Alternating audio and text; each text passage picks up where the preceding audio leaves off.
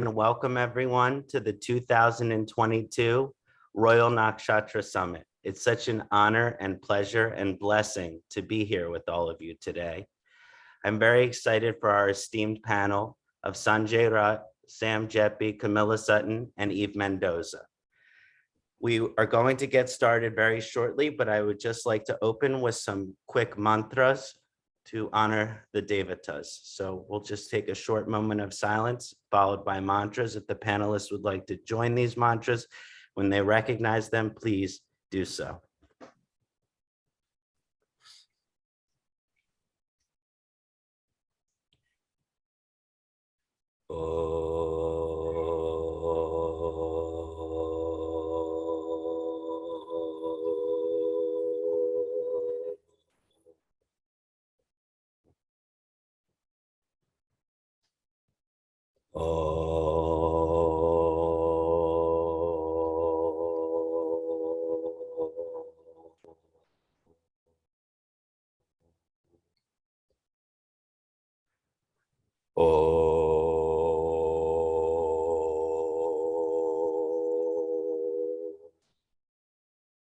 Om Gananam Tva Ganapatim Havamahe Kavim Kavinam Upamashravastamam Jaistarajam Brahmanam Brahmanaspatanaha Srinmanu Tibihi Siddhasadanam Vakratunda Mahakaya Suryakoti Samaprabha Nirvignam Korume Deva Sarvakayeshu Sarvada Siddhi Buddhi Shakti Sahita Shriman Mahaganati Bhataye Namo Namaha Nirvignam Kuru Om Ya Kundendu Tusharahara Tavala Ya Shurvava Sravrata Ya Vina Varadanda Mandi Takara Ya Shweda Padmasana, Ya Brahma Chuta Shankara, Prabhritir Vihir, Devai Sada Vandita, Saman Batu Saraswati, Bhagavati, Nishesha Jajapaha. Om Guru Brahman, Guru Visnahor, Guru Devo Maheshwaraha, Guru Sakshat Param Brahma, Tasmai Sri Guruve Namaha, Tasmai Sri Guruve Namaha, Tasmai Sri Guruve Namaha. Om Dabakasuma Sankasham Kashapaya Mahadutim Tamorim Sarvapapanganam Pranatasmi Davakaram. Om Dabakasuma Sankasham Kashapaya Mahadutim Tamorim Sarvapapanganam Pranatasmi Davakaram. Om Dabakasuma Sankasham Kashapaya Mahadutim Tamorim Sarvapapanganam Pranatasmi Davakaram. Om Ram Hrim Ram Sahasrayaya Namaha. Om Ram Hrim Ram Sahasrayaya Namaha. Om Ram Hrim Ram Sahasrayaya Namaha. Om Ram Hrim Ram Sahasrayaya Namaha. Om Twameva Matacha Pitta Twameva Twameva Bandhucha Saka Twameva Twameva Vijaya Dravanam Twameva Twameva Sarvam Amriteshwari Namaha Twameva Sarvam Amriteshwari Namaha Twameva Sarvam Amriteshwari Namaha. Hari Om Om Namah Shivaya. Namaste. Thank you all. Welcome to the 2022 Royal Nakshatra Summit. Let's get things underway. First to present today, we have Sanjay Rath presenting on Nakshatramsha, understanding the Vadamsha division of the lunar mansions. Welcome, Sanjay ji. It's such a blessing to have you. Thank you, Kṣaṇāti. Thank you very much. Namaste, Komilla ji. Namaste, Sam ji. Namaste, Eve. Namaste, Kṣaṇāti. As I've just learned today, you are the age of my child. It is such a pleasure, like an elderly uncle, to be talking to somebody young. It shows that there is a lot of future in Jyotish. What we all started, Komilla ji and I, we all started a journey many years back. It is bearing fruits. So today's topic is Nakshatramsha. and I will just say the Guru mantra once.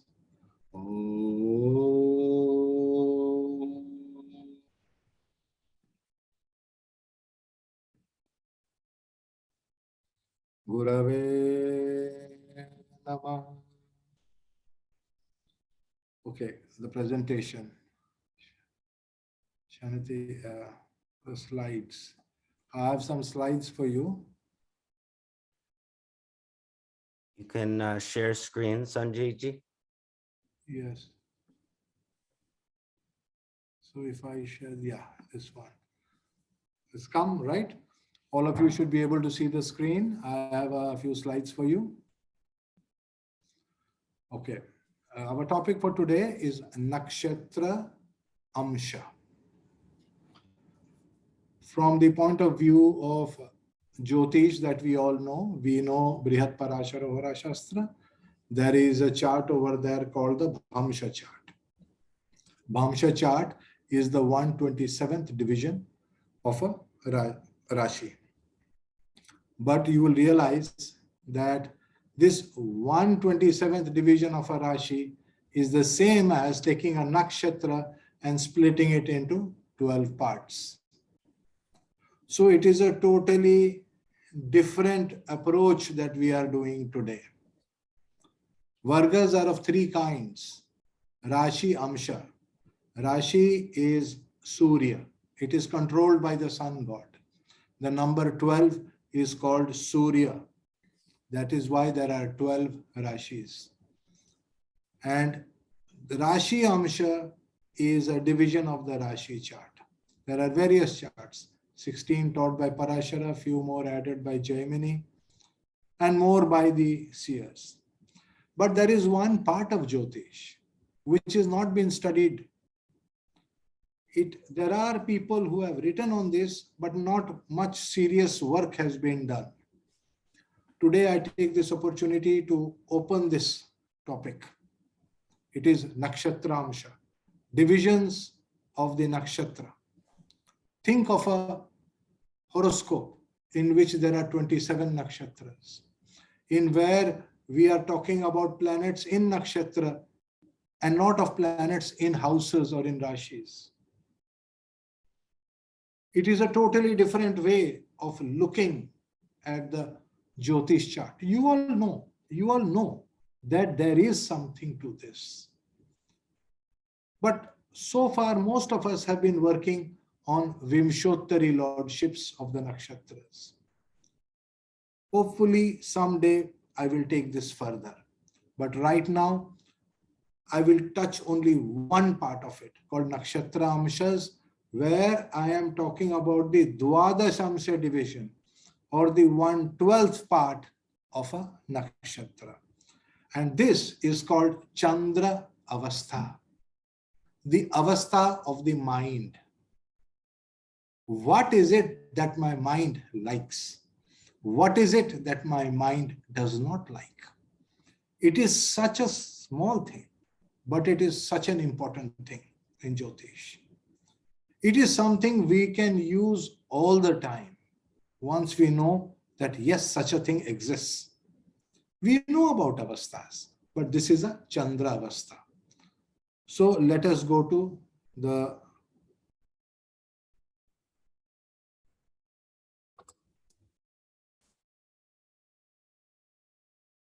for some reason I can't change my slide.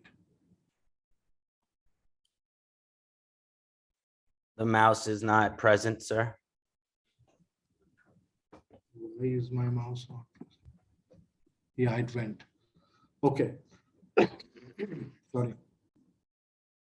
Chandra Avastha as defined by Phaladipika of Mantreshwara. A nakshatra of 13 degrees 20 minutes is divided into 12 equal parts. Each part is measuring 1 degree 6 minutes 40 seconds. This is a nakshatra Dwadasamsha or 1/12th part of a nakshatra. It is in measure, it is exactly the same as a Rashi Bhamsa chart, 1/27th part of a Rashi. Mathematically, they are the same. So nakshatra divided by 12 is equal to Rashi divided by 27, which is 1 degree, 6 minutes, 40 seconds. So what we are focusing on is a nakshatra when we split it into 12 parts, Dvadasamsha. How are the Dvadasamshas being mapped? One of the mappings of the Dvadasamsha of the nakshatra is to the Rashi. So if somebody is born at 1 degree of Ashwini nakshatra, we can say that it is mapping to Aries. See, up to 1 degree, 6 minutes, 40 seconds is Rashi 1, Aries. The second division starts at 1, 6, 40 and ends at 2, 13, 20.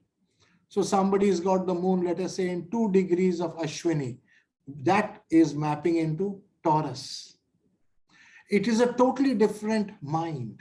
What the mind likes at 1 degree of Ashwini is totally different than what it likes at 2 degrees of Ashwini. You see, now we are going into very subtle divisions of the mind. This is an impulse that is inside of us. And like this, we have 12 to 13 degrees, 20 minutes. The 12th division ends at 13:20. So for example, I was born when the moon was at the fag end of Satabhishaj. So obviously mine is mapping to the 12th or to Pisces. Now, what does that mean? Let's learn that from Phaladipika. Here, if you see the Sanskrit, I mark them on the side, and this is my chart. So if you see the number 12, the Sanskrit given for that is Gita. The exact Sanskrit word is Gita. Just one word is given. And we are supposed to understand, because that one word is supposed to expand into so many things. Gita is from Geet, music, singing, Bhagavad Gita, or maybe there are so many Gitas. Did you know that? There is a book which I love very much, Guru Bhakti Gita, my favorite. So Gita can be anything. It can be a spiritual song, it can be a divine song, it can just be a song. So the moon, if it shows up in 12 in this Bhamsha chart, so what do we have to do?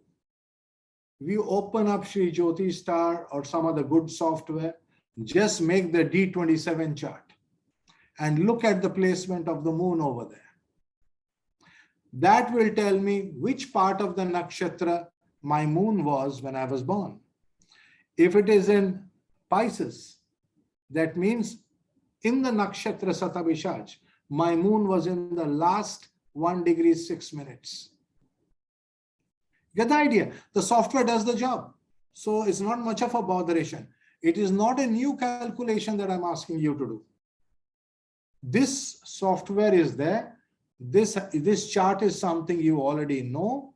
It has been made by so many astrologers at the second year of Jyotish. You all learn these divisional charts. So all you got to do is to look at the placement of the moon in this chart and understand what the deeper things it can mean. This moon is sitting with Ketu over there, right? And a song constantly, among all the shlokas of the Guru Bhakti Gita, one thing catches me. Kashi Kshetra Tan Nivaso Janavi Charanodakam Gurur Vishweshwara Shakshat Tarakam Brahma Nishchitam. That Gita, that song from that Guru Bhakti Gita, it clicks on my head. Why? Tarakam Brahma means to cross over the creation of Brahma, to get moksha. How do I get my moksha? That thing clicks. That look, in that book it's written, by the grace of Kashi Vishwanath, Shiva, you will get it. You will cross the creations of Brahma. So that is why my moon is clicking on that. That is what is giving me joy. That is what is attracting me. Consciously or subconsciously, my mind is getting drawn to that. Even before we started this conversation today, I was having a nice little chat with Sam. It's been a long time. This COVID has kept us apart. And you know, the last time he was remembering we met was in Agnihotri. A yagya was going on in California, in a very sacred place. Komilla ji will also remember. She is the one who had used to draw all of us over there. And Swami Sita was there, and those Navagraha homams were taking place. See, the fire is there, the smoke is coming from the fire that is rising. That's Ketu, that's Agni Tattva Ketu in Pisces in Mula Trikona.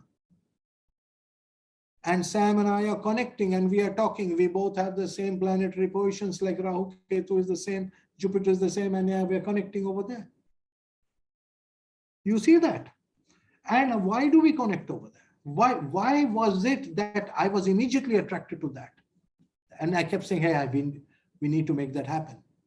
You see, the mind will automatically get clicked when that is being talked about. That is the Gita, the song divine. It's like a song that's playing inside me. For me, it has to be that music has to be there. I mean, even if somebody calls you, it has to be sort of musical. It can't be a rough thing. Then I'll feel like, okay, fine, I'll go away. You know, that's Pisces. Typical, trying to run away, trying to escape. You call it an escapist, call it whatever, but that's the way they are. So they just need that song divine. Now you look at any of the other divisions. I have broken that Sanskrit shloka into different parts for you to make it very, very easy. And right now it is being recorded, so it will always be available. Okay, for example, if you get it in Virgo, number 6, there's one word, roga, disease. Your mind is always attracted or caught up with disease. Maybe you are going to be a very good doctor. Maybe you are a very good healer. Maybe you are a very good Vaidya.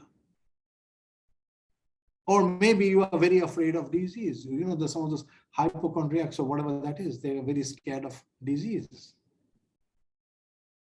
So each of these, for example, number 3, if you are in Gemini, if the moon is in Gemini, whatever other conclusions that you may draw on that moon, one word is clearly given out here, prana hani, loss of pranas. That means somebody can steal your pranas. Hey, are you even aware that your pranas can be stolen? Some people say, I think somebody is doing black magic on me. Huh? What is this black magic? They are stealing your pranas. So you got to understand, if the moon is here in 3, that's a dangerous position for the moon. Prana hani. Some kind of a loss of pranas is happening. So we need to see, the person is very brave, gutsy. It's in house number 3. But then there's a danger to your life also. Right? You could be assassinated also if you're a president. So these are things that we get to learn from here. A side which is not easily seen. So let's take it further. Here is a chart, very interesting, of an ex-president of the United States, Donald Trump. Right. So you can see his picture out there. And moon is in number 11. And if you see the Sanskrit word for this number 11, which is Aquarius, is Mrita Shitvam. Mrita Shitvam. Now, I have given the Sanskrit explanation over here to your side. You can see Mrishta. Mrishta is cleaned, polished. Okay. Asita is eaten. The place where everybody has eaten. Translation, happy, enjoys a great appetite in everything. Mark my words, everything. He has a great appetite for everything, not just food. So basically, it is an addictive personality. The personality is addictive. What do you mean by great appetite? Okay, we all go, let's say, we like one Coke. Okay, you had a Coke, fine, it's okay. You have 3 Cokes, that's not good. You know that's not good to have 3 Cokes. Everybody knows that. Google it. There are so many videos, people showing how metal can get dissolved in Coke and things like that. Now imagine somebody having 10 Cokes a day. 10 Coke cans every day. So even at 70 years of age in 2016, he needed fuel early in the day. The mind relishes unlimited food and drinks. There should be no limits on this. He hates people who are limiting food, limiting drinks, limiting enjoyments. There should be no limits. He doesn't believe in limits. That's the thing about Aquarius. They really know bhoga. We say Rahu, the lord of this sign is Rahu. He is the king of bhoga. So the mind loves bhoga. He can't understand what sort of fools are there in this planet who are not taking Coke. So think about it. I mean, that's the way he looks at it. I mean, why won't you take such a beautiful thing? He's actually got a very tiny amount of cocaine. Maybe that's good for you. So this whole thing was even debated. You know, I actually went and did some research on this. I mean, how serious was his addiction? And you can see out here, there is very research, and here in CNN. In CNN, this topic was actually discussed very seriously. What's the impact of drinking a dozen Diet Cokes a day? It was discussed in CNN, okay? There could be so many things. They don't discuss my Jyotish. Look, my Jyotish is more relevant to the planet. Nobody wants to know about it. They said, Sanjay, you keep your Jyotish, you just tell us what's going to happen. But that's not the idea of Jyotish. The idea of Jyotish is you should know why it is happening. So look out here. 12 Cokes. And the New York Times reported that Trump downs a dozen Cokes each day. The New York Times. The newspapers are following him. They're chasing, taking pictures. Oh, he had another Coke. Click. He had another Coke. Click. We want proof. Of what? The president of America is hiding here and there and having Cokes. Is he a little child? What is going on? You know, think about people like us in India. We see CNN to see what's happening in America. What? They're chasing the president to see whether he's having Coke. I mean, think about it. And you compare. That is the same White House where President John F. Kennedy sat down. What's going on? So you start questioning, how bad is the addiction created by Rahu? That is the question. So basically in the chart, you need to see whether Rahu is creating an addiction problem, because you see, when we go back to the chart, you will see the moon is okay. It's over here. You can see it's in Aquarius in the D27 chart. But where is Rahu in his Rashi chart? And the Rahu in the Rashi chart, if I am right, I don't remember it now offhand. Yeah, it was in the 10th house. It was in the 10th house with his Lagna Lord in an eclipse. Oh my God, that's an eclipse combination in the 10th house. And what is the 10th house? It's work. He can't work without his Coke. Okay, let him have his Coke. Because if you need to get job done, okay. What about other foods? Is it just limited to Coke? Okay, I just wanted to check. Because moon is in Aquarius. It is an addictive personality. So it's not just about Coke, you know, it's about all meat. He loves every kind of meat. He loves every kind of things. And 16 pieces of fried chicken with biscuits and sides that can feed 4 to 8 people. Did he eat all that? He ate all that because people actually took pictures. So that means the moon in Aquarius is, can I use the word glutton? Maybe I can. But then you need to check Rahu. As I said, do not jump to conclusions. When the moon is in a particular sign in the D27 chart, that is the Nakshatramsha. We get some information from the dictum. And based upon that information, I go check up the lordship and say, okay, whether it was Saturn or it was Rahu. It was Saturn. Saturn is the weakness, Rahu is the addiction. Ram's favorite foods are mostly meat and fish, but not much vegetables. He's not a fan of any vegetables, as you can see. His favorite vegetable is the potato chips. I mean, that's vegetable, right? No, that's not meat. It's potato chips. That's vegetable. I don't know how many of you will totally agree with those fries and those chips particularly. Have I made it very clear that the D27 chart is a very important chart? Particularly now I have shown you how by looking at the D27 chart, you will click in your own mind, hey, that's also Nakshatramsha. Depending upon the sign the moon is in the D27 chart, you will take that as the portion. Then you will go back to this table and you will pick up the particular Sanskrit word.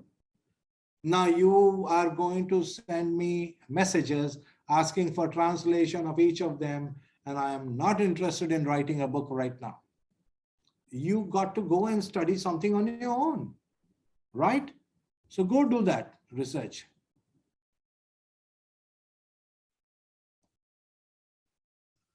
Okay, this is a chart of Swami Vivekananda. Now, where do we find the moon in this?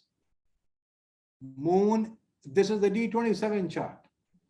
Moon in this chart is in the sign Libra. Okay, what have we learned about the sign Libra? Asthana Vattam. Asthana Vattam. Asthana means place or a hall or an audience, an assembly or a room. Etavattam, greatness, such a state or a condition to such an extent you will display. That means there will be a time. There will be a time, an opportunity will be given to you. There will be a time, an opportunity will be given to you. And you will have to display your greatness in that time, in that hall. It will be a hall or an assembly where a number of people are there. You won't be alone. In front of a number of people, you will open your mouth and speak, or maybe you will dance, or maybe you will do something. You will do something. You could be dancing, you could be speaking, maybe you could be doing an act for America Has Got Talent. Hey, that's also nice, huh? So you will be doing something in front of a group, in front of an assembly, and you could become very, very famous. See that? So the opportunity will be given. What you do with that opportunity is to be seen from the rest of the chart. Now, this is a very important piece of information. If the moon is in Libra in the D27 chart, you really need to go and study Venus in that chart. Because Venus has to do with the gathering of people. Why are people gathering? What are they coming together for? Is it for dancing? Is it for talking? Is it for poetry? Is it for singing? That you got to see from the other divisional charts. Having seen that, then you got to see how this person is going to work over there. Now, there was a parliament of religions. Okay. And we have to see where this moon is placed and where the Venus is placed, particularly Venus, where it is placed in the Rashi chart, because the moon is in Libra. When the moon is in Libra in the D27 chart, Venus is empowered to deliver something in front of an assembly, in front of a group. And in Swami Vivekananda's chart, Venus was in Capricorn, in the second house, which is speech. Which is speech. And interesting, you observe, two planets are sitting over there, Mercury and Venus. Mercury and Venus are in the second house of speech. And he was speaking in the parliament of religions. The Dasha, now come to the Dasha. It was Jupiter Dasha, Jupiter Antardasha, Venus Pratyantar Dasha. Wow. Look at the timing. Jupiter Dasha, Jupiter Antardasha, but the Pratyantara is your Lagna, is your real important point, and that is Venus. Normally people will say for Sagittarius, Venus is a bad planet, 6th Lord, 11th Lord, but in D27, that Venus says, I will give you one chance and I will stand by you. This one chance, if you miss the boat. And he opened his mouth and he used the same two planets, Mercury and Venus, brothers and sisters of America. I mean, even today, when I used to sit and think, I mean, what is so great about that? What is that? Some magical phrase, some kind of a mantra worked out there. Brothers and sisters of America. I mean, he could have said dads and moms of America, guys and dolls of America. I mean, why brothers and sisters? That Mercury and Venus, 6th from Aruda, all sannyasis, sadhus, brothers and sisters. He caught that. He caught that energy of Venus and Mercury. And not because of Jyotish, because of his meditation. His absolutely powerful meditation. He just caught it, and one speech, everything. It was like a storm. It changed India. It changed America. It changed India. Changed so many parts of the world. So you see, do you see how this thing works?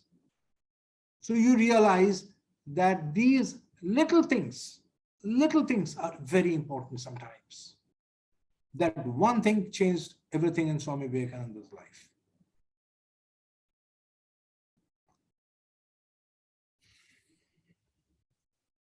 Now we come to another topic, Atma Karaka.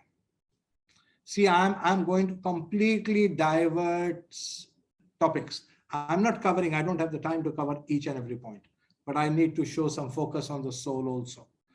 You need to check the placement of the Atma Karaka to know how the Atma Karaka karma is affecting the manas. The impulse coming from within the soul and how it is impacting and directing the mind. We saw the moon. The moon is an impulse of the mind itself. The Manashetra, it's a whole field of so many minds. I have a mind, you have a mind, Eve has a mind, Kṣaṇāti has a mind. Right now, all these minds have come together. And all these minds are making this happen. It is not me alone. I am a nimitta. Maybe I am purified in the fire of Tejas to deliver this. That is why the knowledge has been given to me.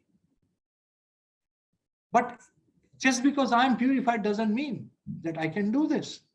These minds have to come together.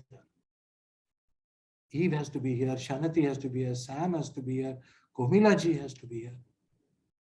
And then all of the people who are listening to this, and all these minds come together.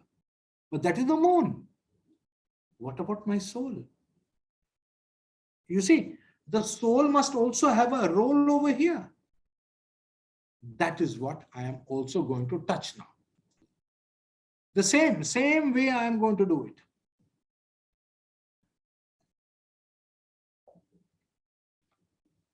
Now, look at this guy.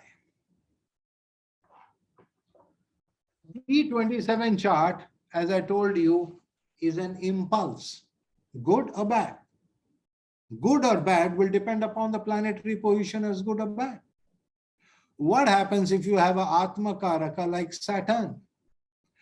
And that Saturn chooses to be debilitated in the D27 chart. Parashara just says one word, strength and weakness. And you thought it was a loose statement. Parashara doesn't make any loose statements. Parashara cannot make any loose statements. So what was the strengths? We all like to listen. You just saw, I just showed you the strength of the mind of Swami Vivekananda, strength of the mind of Donald Trump. I showed you the two extremes. Now I'm coming to the soul. How is the soul? What is the strength of the soul? In this chart, Saturn is debilitated in Aries. The soul has a tremendous weakness. And it is sitting with which planet? Venus. It has to be a Venus-related weakness. Right? Now, Saturn is Atma Karaka, Venus is Amatya Karaka, and they are in Mesha Avastha. Mesha Avastha. Now, what is Mesha Avastha? Let us see the Sanskrit over there. Atma Kṣaṇāti Pravaso. Atma is self. Kṣaṇāti means place not. Pravaso, to live, means somebody who is living far away from your place of residence, or where you want to go, or where you think you will go. Now, think of somebody who's born in Europe, suddenly decides, I am going to pack my bags and I am going to China to teach them Christianity. Are you serious? You are serious about it, is it? It is not such an easy job. So anyway, this gentleman called David Livingstone decided he is going to do that in his life.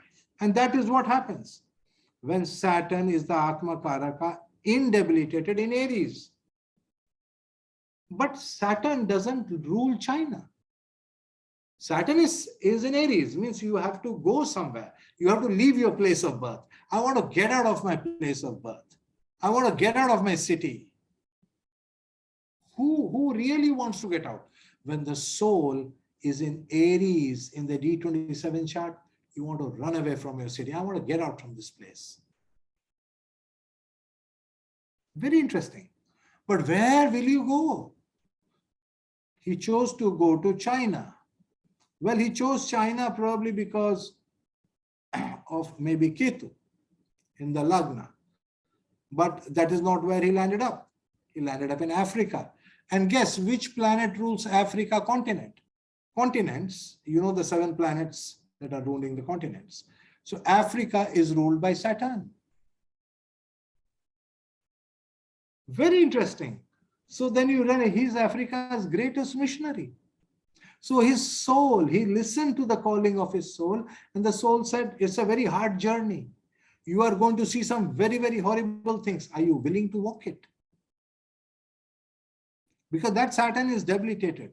He is going to question your strength. Are you strong enough? And he did. And his contribution earned him Fellow of the Royal Geographical Society of London.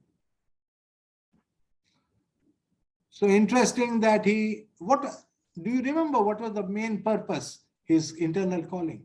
He went to preach. He wanted to be a priest. So where did he go and preach? He preached in Africa.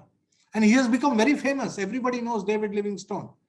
Can you tell me how many people did he convert to Christianity? In his entire, what, 40 years, 40 odd years? One person. That is greatness. He actually ended up doing a lot of good work in geography. He instead of sitting there and converting them into Christianity and this, and he had his church, he prayed, they all came, they sang, they danced, they prayed, I mean, whatever. But the main thing was he connected the cultures.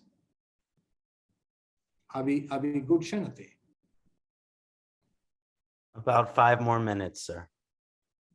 I do have 5 more. Oh, that's good. 3, let's say 3 minutes. If Guruji wants some of my time, that's completely okay. This is really No. I'm good today. I've done my basic introduction of what Nakshatramsha was, and also I wanted to show a little bit about the Atma Karaka at least. I wanted to ignite that spark. I think I've done that. Thank you, Kṣaṇāti, for this beautiful opportunity. Thank you, Sanjay ji. It is such a blessing and pleasure to have your presentation. It was so profound and exciting, and definitely the parts with Trump were humorous as well. And both talking on the D27 chart from the moon and the Atma Karaka, very illuminating. I would just like to give the panel an opportunity if anyone would like to comment, respond, or ask Sanjay ji any questions. Now is an opportunity to do so. I just wanted to say that it was very kind of secret knowledge that Sanjay always talks about. So extremely profound, and thank you. Thank you so much. Thank you. So we are good, I think. Thank you, sir. Anybody else? I was going to just say thanks and how awesome it was, but I'm about to speak, so I'll just do it when I talk. Yes, It was very good. yeah, Thank you. yeah. And you and Komilla, they are going to make it happen next year, right? Okay. Yes, need I to don't go. know about what you're saying. Namaste, Sanjay. Thank you. Namaste. Excellent. So without further ado, I'd like to welcome my friend and brother, Sam Geppi, who's going to discuss Ganda, the 9 transitional nakshatras. Welcome, Sadasiva.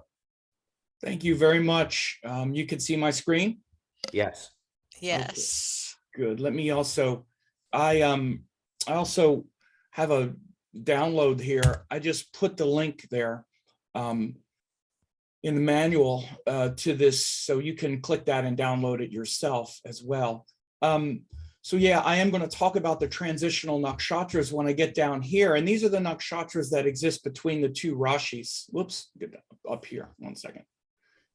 Yeah, so I'm going to talk about the nakshatras that exist between the 2 rashis. For example, at 9 different points, you have where the nakshatras bridge the rashis, and we're going to talk about that. But I'm also going to start with just talking about the layout of the sky and the way that, especially in the Vedic texts, especially in the Rig Veda, the Yajur Veda, and then the Vedic astrology text, the way they describe the zodiac as the sky, and that we locate planets in the nakshatras, and then the rashis are laid on top of the nakshatras. So the entire connection to the sky of measuring both time and space, we're done with nakshatras, actually. And so I'm just going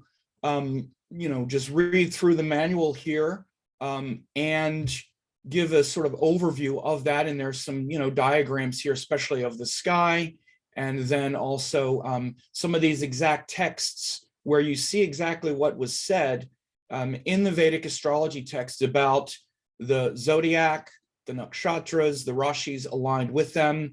You also see, like in the Surya Siddhanta, for example, you see the literal explanation of how the rashis and nakshatras are aligned and whatnot.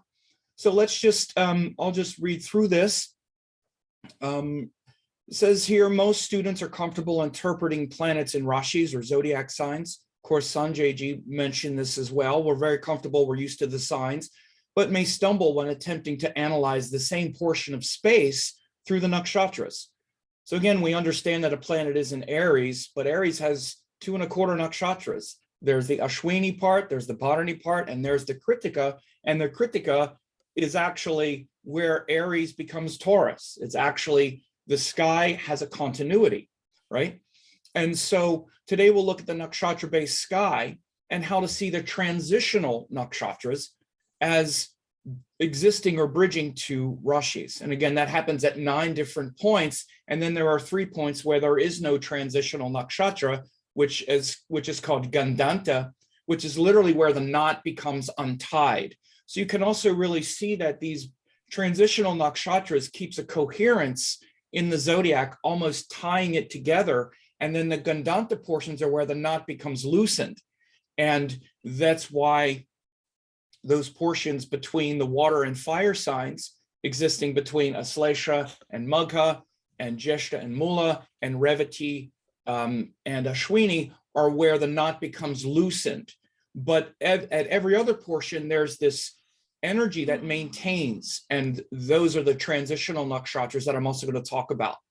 But first, let's actually just look at what is said about the nakshatras in the Vedas, literally like the Rig Veda and Yajur Veda, and then look at a few diagrams. So from the Yajur Veda, we see the earliest Vedic astrological references. Actually, it was also in the Rig Veda. It's in a section called the Vedanga Jyotisha. So we see the earliest Vedic astrological references and how timekeeping was approached. The year, the yuga, solar months, and seasons were all pinned together, then measured against the sidereal sky or the nakshatras. So in book 4, verse 4, stanza 11, it says, ye are Madha, Madhava, the months of spring. Then it goes on to say all the different 12 solar months or Sora months. We see Shukra and Shuchi, the months of summer, Nabha, Nabasya, the months of rain or Varsha, Isa, Urja, the months of autumn or Shard, Sahasahasya, the months of winter or Hemanta, and Tapa Tapasya, the months of the cool season or Shishra. So again, these 12 portions or months of the year were pinned to the Earth Sun calculation, the Earth going around the Sun, or what's called the Sora year.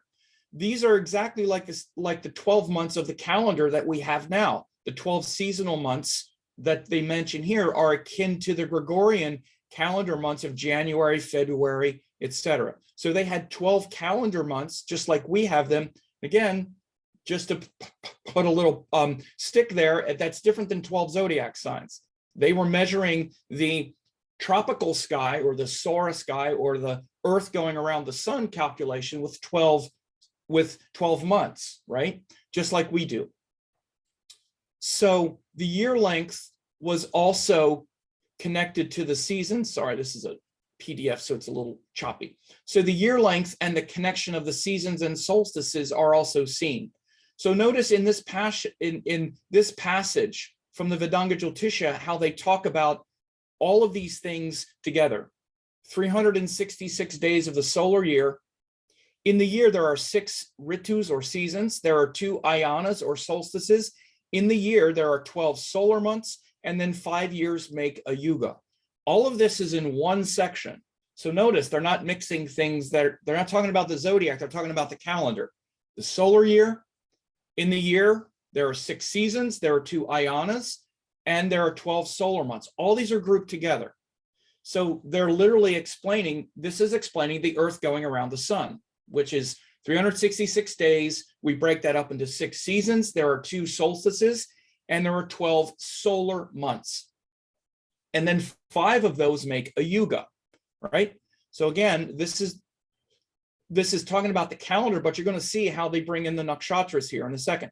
So the following verses show how the new moon at that time that this was written was in Dhanishta, or they call it Shravishta. And this new moon began the Soli lunar month of Magha, which is a different month. It's a Soli lunar month, not a calendar or Sora month. It also shows how the solar calendar month of Tapa and the year Yuga begin on the winter solstice or that new moon. Or it's actually the winter solstice it's the new moon after the winter solstice.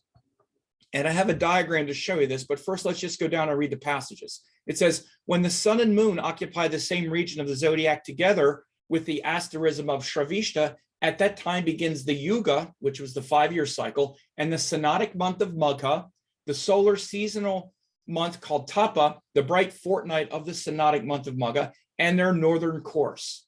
So they're talking about the Ayana and also starting the year and the calendar month and the Soli lunar month. So they were aligning both the Soli lunar months, which is new moon to new moon, with the Sora calendar and also the year. And they were measuring these things with the Nakshatras, with the asterism Shravishta, which we now call Dhanishta. So below, we see the Nakshatras measuring both the northern and southern course at the time of this text. Now, one of the ways that they were able to date the texts was by the portion of sky that the solstices were occurring in. And one thing to realize is that India measured solstices, not equinoxes. They were mainly measuring the northern course and the southern course. This is how you know it's India. More so than, like, for example, in the Greeks, they were talking a lot about the vernal equinox. In India, they were talking about the ayanas. This is why even the name is called Ayanamsha, because the ayana, or the solstices, were key to their calendar and their zodiac. So as it says here, when situated at the beginning of Shravishta segment, the sun and moon begins to move north. When they reach the midpoint of a Aslesha segment, they begin to move south. So it's essentially saying that the sun begins to move north in Shravishta or Dhanishta, and then when they reach the midpoint of Aslesha, they begin to move south. Now, again, this is showing that the northern course, Uttarayana, is starting in Dhanishta, and the southern course is starting in the middle of Aslesha. Now, in case you don't know, the northern course starts in the middle of Mula, and the southern course starts at the beginning of Ardra, based on precession, because the equinoxes are precessing backwards. But at the time this text was written, it was starting at the beginning of Dhanishta and the middle of Aslesha. This is how we know how old the text is. And this is very typical of Indian writing, particularly the Vedas and older Indian texts. This is how they marked the time. So we know they were tracking the solstices and equinoxes. We know that they understood the difference, and that's how they were doing it at this time. So, and then this, it says 4.5 asterismal segments is one season. This confirms that 6 seasons multiplied by 4.5 nakshatras equals 27 nakshatras. So they were also measuring time as the sun moves through 4.5 nakshatras. That measures the seasons. So they were measuring the sun moving through nakshatras as measuring one season. And this, they were measuring the 5-year yugas by the number of nakshatras transited by the sun in 5 years. In the same way, the total of the asterisms of the sun, which comes around 5 times, is 135. So they were measuring that yuga, that 5-year cycle, by sun nakshatras. So that means that the sun going through 135 nakshatras marked a 5-year yuga. So it's clear in the Vedas, approximately 1200 BC, that the Indians connected the seasons to the solstices and the new moon of that month, and also began the year and yuga at that time. They also measured everything with sidereal space and time. So again, I know this is a little bit dense, so you can go back and listen to this a few times, but here's a diagram that illustrates what I just said. You have the months and the seasons aligned this way, and then you have the new moon and the new year began at the same portion, and the northern and southern courses. Now, they had all the nakshatras in place. They even talked about the tithis, but they weren't really describing zodiac signs back that far yet, but they would later. And again, I'm going to read through a few of these, but just so you can understand that they would take that same sidereal sky and align the nakshatras with the zodiac signs once they started using horoscopic astrology and the 12 zodiac signs. So in India, the zodiac was and is sidereal, using the Nirayana chakra, which is the circle without the ayana or the solstice, to measure the movement of objects and other phenomena like the precession of the equinoxes they were measuring everything with the sidereal sky. Of course, the location of planets, but also things like equinoxes and everything else were measured with the sky that's not moving, or the Nirayana chakra. So the texts reflect this. Now notice, I'll just show you these several texts where you see that the nakshatras define the space. So the space is defined with the nakshatras, and then the zodiac signs are laid on top of it. This is very important. It's not that the planets are in signs, the planets are in nakshatras. That defines the space, and then the zodiac signs lay on top of the nakshatras. So these explicit statements about the sidereal zodiac or the Nirayana chakra are at the beginning of each one of these books, which means that when you're reading those books, they define the zodiac first. Everything later is applied to that calculation. So before any methods are described, they define that space first. So this is in keeping with proper exegesis. First, we need to know how to calculate the chart and find the planets. First, we got to know where they are before we analyze them. So you can see in Brihat Parashara Hora Sastra, chapter 3, verse 4 through 6, says, those are called grahas that move through the nakshatras in the zodiac. The said zodiac comprises 27 nakshatras beginning from Ashwini. Same area is divided into 12 parts equal to 12 rashis beginning from Mesha. So again, the planets move through nakshatras, and then the same area is divided into 12 portions beginning with Aries at the same spot. But also there's an explicit rule in Parashara to add the Ayanamsha portion to the zodiac when calculating a thing called Ayana Bala, which is one of the components of Shadbala. It says literally add the Ayanamsha to the Graha to find the Bhuja, or the distance to the nearest equinox. So Ayana Bala is purely a tropical consideration, declaring that planets are stronger based on their proximity to the nearest solstice point. So in this passage, we see the directive to add the Ayanamsha to the zodiac, which means to the longitude of the planet, to determine which Ayana is present, meaning, of course, the zodiac is sidereal because he just set it up here. But then in order to find the Ayana, we need to add the Ayanamsha, literally means solstice portion, to the sidereal longitude of the planet.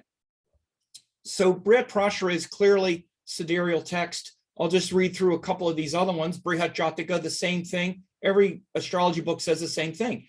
In the celestial chakra, the signs commence with Mesha and Ashwini. They're each formed by 9 padas, or quarters of stars, and govern the following organs of the Kalapurusha. Then he goes on to define the limbs of the Kalapurusha. In a text called Horasara, it says 2 1/4 stars make 1 Rashi. Yeah, and again, 2 1/4 stars or nakshatras make the Rashi. Each of the 12 signs are constituted by 2 1/4 of stars or 9 padas, with Ashwini at the start in Aries and Revati at the end in Pisces. Jataka Parijata, again, 1,000 years later, Kriya or Aries and other zodiacal signs in the heavens consist of 9 quarters of stars reckoning from Ashwini. So again, always this way. The space is defined by the nakshatras, and as you can see, even back in the Vedas, they were defining the space this way. So of course they always did. Now, it's not defined in every one of the texts, but we can assume it's not defined because that was just the common practice. It wasn't always defined, but I've looked at every Vedic astrology book I've ever seen. What you should understand is that in all of these examples, what they're not saying also is that they're not saying Ashwini begins the nakshatras and the Rashis begin on the vernal equinox or whatever. And they knew it was possible. This is why they had the directive what it is. You're saying what it is. You're also saying what it's not. And again, this was just common knowledge. This is not advanced astronomy or anything. They knew of the 2 circles, of course, because it was just common knowledge. So every time it's defined, it's clearly nakshatras define the space, and then the Rashis align. Surya Siddhanta is also very explicit in several sections. There are 3 sections. One is called the mean motions of planets. It's actually chapter 1. It says the planets moving westward with exceeding velocity, but constantly beaten by the nakshatras fall behind at a rate precisely equal, proceeding each in its own path. By their movement, the revolution is accounted complete at the end of the asterism Revati. 60 seconds make a minute, 60 of these a degree. Of 30 of the latter is composed of sign or Rashi. 12 of these are a revolution. So again, the planets are moving through Nakshatras. Surya Siddhanta chapter 2, precise location of planets. Again, the portion of an asterism is 800 minutes of a lunar day or tithi. In like manner, 720, that's actually the tithi. If the longitude of a planet in minutes be divided by the portion of an asterism, the result is its position in asterisms. By means of the daily motion are found the days. So we see that the planets' positions are to be located as being in the nakshatras. So again, it says if the longitude of a planet in minutes be divided by the portion of an asterism, the result is its position in asterisms. Asterisms means nakshatras. So it's showing you find the planet by locating its position in the asterism by dividing the portion of the asterism. And then this one, which is the most telling from the Surya Siddhanta, from the chapter of the asterisms, it says, in Taurus, the 17th degree, a planet of which the latitude is a little more than 2 degrees south, will split the wane of Rohini. So we see clearly that the 17th degree of Taurus is said to be in the middle of Rohini. That's just as true now as it was when it was written at least 1,000 years ago. Rohini occupies 10 to 2320 of sidereal Taurus. The point at 17 degrees Taurus would be almost exactly in the middle. It would split the wane of Rohini. So again, this is clearly sidereal zodiac sign directive from the Surya Siddhanta, further nails the nakshatra circle to the sidereal zodiac signs, not tropical signs or vernal equinox. So again, that started later in the 9th century in Persia and then became exported to the West and then started the Western tradition. But you should understand how the sky is laid out. And again, based on the precession, that same point in the sky is now tropical Gemini. That same point that they're talking about 17 degrees splitting the wane of Rohini is now tropical Gemini. So again, in India, they never used that calculation. It was everything is pinned to the nakshatras. So just real quick, the implications of the nakshatra and calendar-based sky. Again, we're used to seeing this nakshatra-based sky. We have Magha and Leo. I'm just using this as an example. Like if we have the moon in Magha nakshatra, sidereal Leo, but it would be tropical Virgo based on the precession of the equinoxes.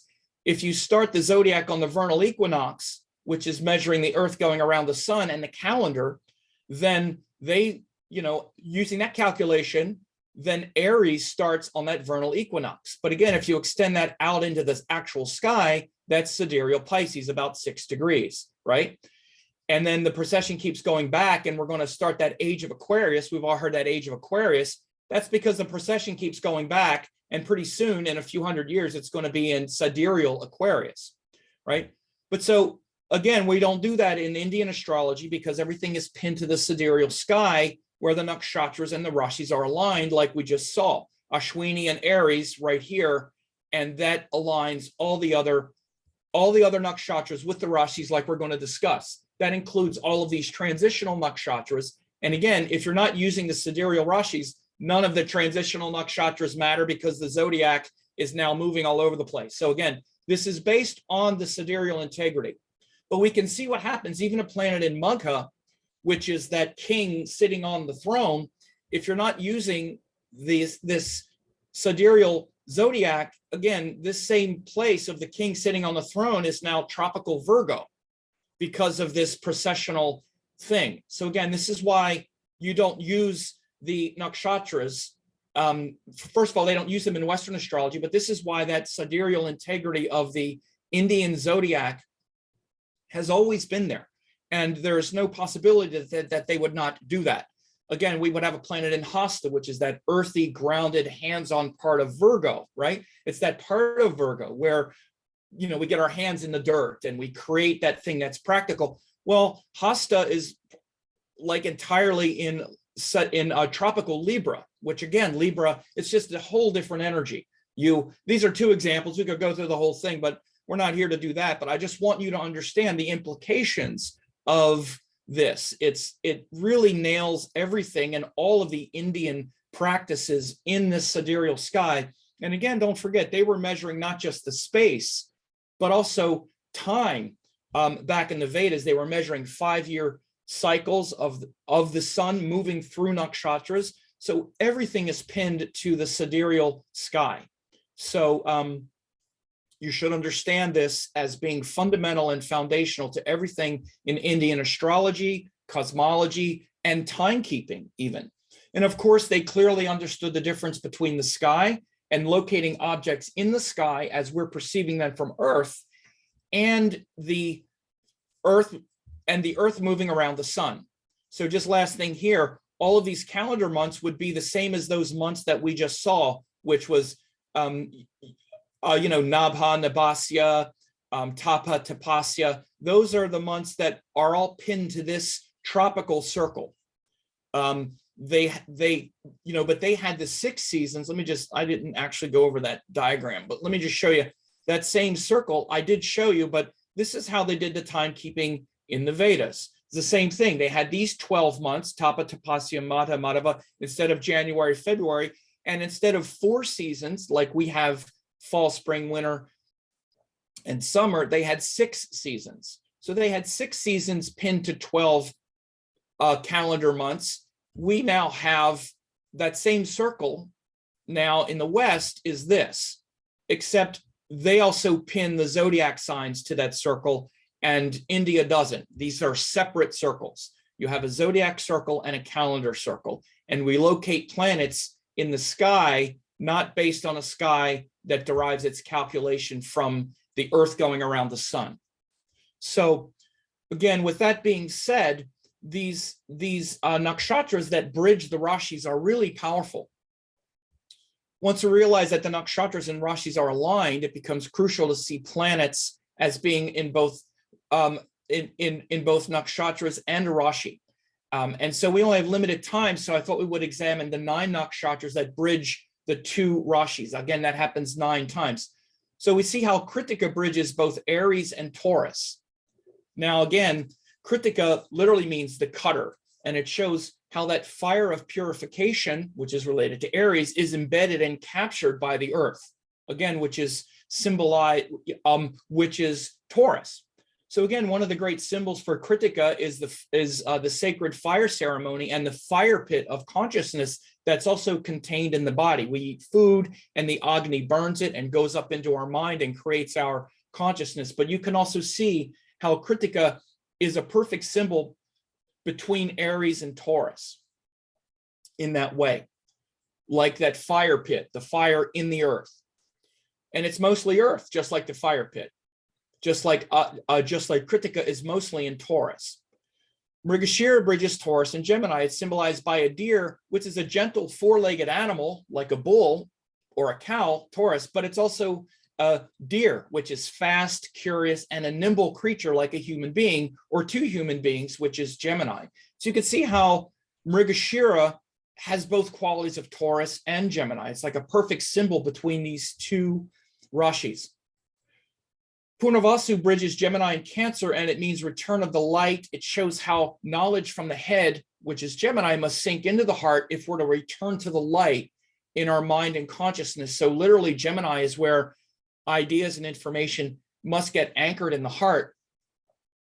In Cancer, and we see this transitional nakshatra, literally the deity is called Aditi, who is the mother of the Adityas, and it really shows where that knowledge takes form and becomes something that's nurturing and life-giving as Gemini moves into Cancer.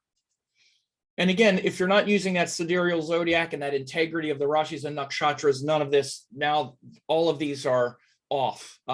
So keep that in mind. That's why I started with that first, because it's important to understand the architecture of the sky, not just, well, I believe it's this one or that one. There's a reason the entire zodiac system and cosmology of India is based on this. And of course, the nakshatras bridging these rashis don't make sense otherwise. Now, Uttar Falguni bridges Leo and Virgo, and it shows how the power of Leo must be filtered into many skills and tasks if we're to live a happy, intelligent life.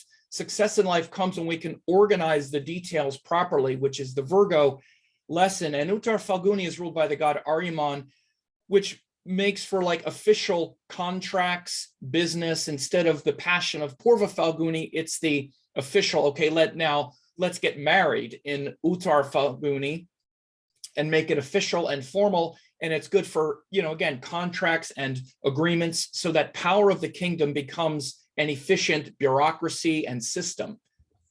So like a government that is well run, for example. And Uttar Falguni has that quality. Chitra bridges both Virgo and Libra, and it shows how the practical structure of Virgo becomes something we want to share with others and enjoy with them in Libra. And the deity is a celestial architect where we build something useful and enjoyable. The symbol is like a gemstone, which is literally a piece of earth, but it's cut in a very beautiful and faceted way, which is the qualities of Libra. It's very passionate, but also very practical, right? And again, you can see these qualities of Chitra, this architect, to build something tangible and beautiful, to have and to share, very much this bridge between Virgo and Libra. Vishaka bridges Libra and Scorpio and shows the desire and skill to elevate relationships beyond just personal happiness toward more purity and transcendence. And the gods of Indra, which are lightning, and Agni, which is fire, predominate. And this leads us to more emotional courage and personal leadership. So this is where Libra starts becoming less about my personal happiness and more toward transcendence, transformation, and exploring a deeper concept in relationships. And again, this is why this nakshatra is also very motivated and ambitious toward higher worldly things, which is a very important quality of Libra that gets overlooked. It's not just about enjoyment. Libra is about elevating relationships to something that's more transcendent and transformational. And again, Vishaka shows that very clearly. Uttarashada bridges Sagittarius and Capricorn, and it shows how our beliefs and inspirations lead to hard work, determined effort, and authentic spiritual growth. The deities here are the universal gods, or the Vishwadevas. So these are the forces we need to develop spiritually through tangible work and effort. So this shows how that inspiration of Sagittarius must be brought into the realm of, again, hard work and effort in Capricorn. And we need to bring together all of the Vishwadevas, which have to do with time, karma, desire, and all of these universal principles, so that what inspires us now becomes focused work, effort, and commitment in Capricorn. So again, this nakshatra is perfect, and Uttarashada literally means later victory, and builds upon Purva Ashada, which is the early victory, where we nurture and become very devoted to our teachings. That's fully in Sagittarius. But now we need to take that devotion and make a commitment and work hard. And that's where Uttarashada brings the later victory, in between Sagittarius and Capricorn. And then Dhanishta bridges Capricorn and Aquarius, shows how our spiritual values and inner stillness is our highest value and must be shared with the world, seeing ourselves as a universal being, not just an emotionally frail human. That comes to fruition in this nakshatra. So Dhanishta is equal between Capricorn and Aquarius. Again, there's a lot that can be said about all these nakshatras. I'm going through this very quickly, but this is also where Mars is exalted. Dhanishta, literally Dhan means wealth and value. And again, it shows where in Capricorn, we're really working through our emotional stresses and really coming to reckon with time and our limited time. And then once we reckon with that on a personal level, then we want to share that, or we need to share that with the world in a universal way in Aquarius. So Dhanishta bridges that, those two rashis. And then the last one here we have is Purvabhadra, which bridges Aquarius and Pisces. And this is ruled by a deity called Aja Ekpada.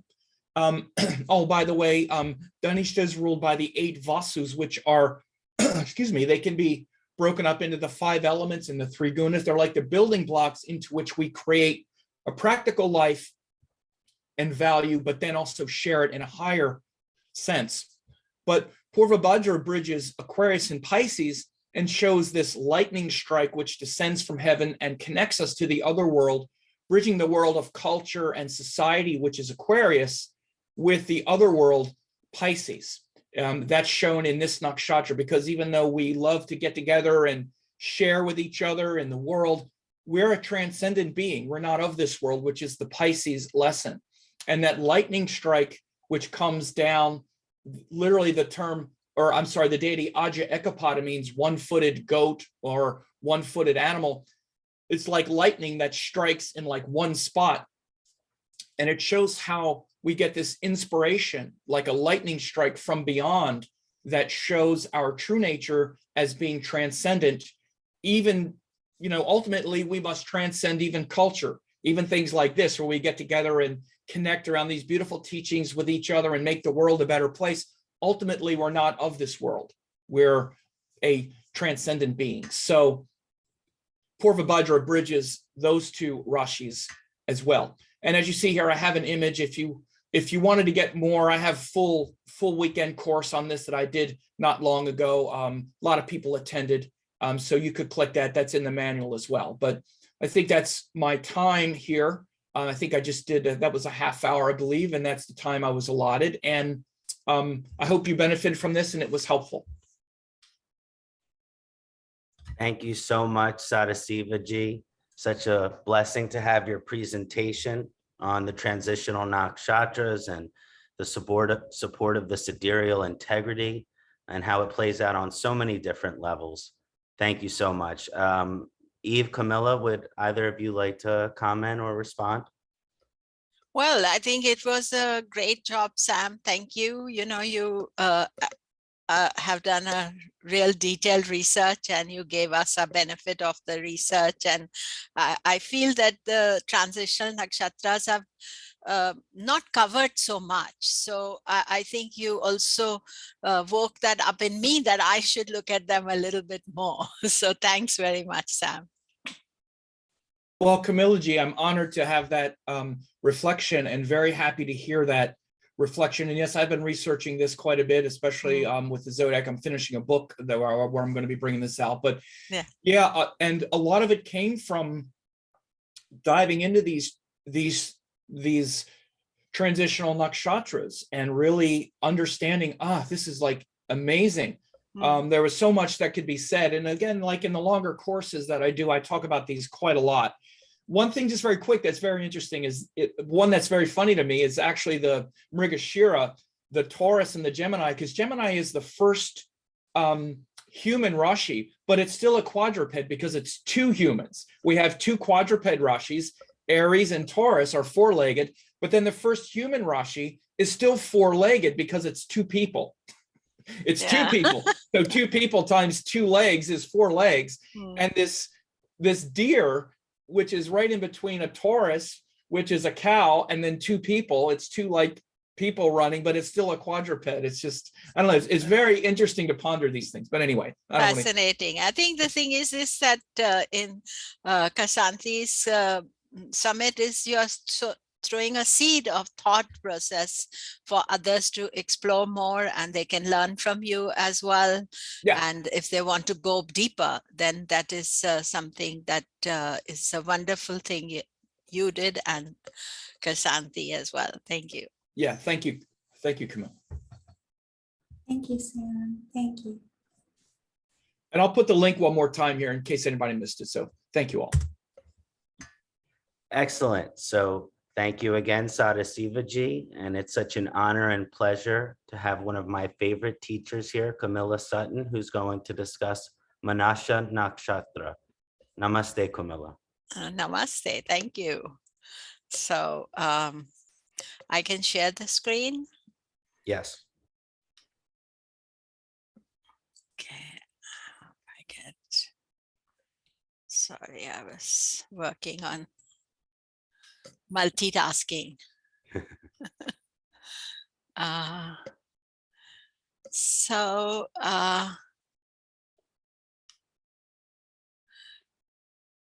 Thank you, everybody. I just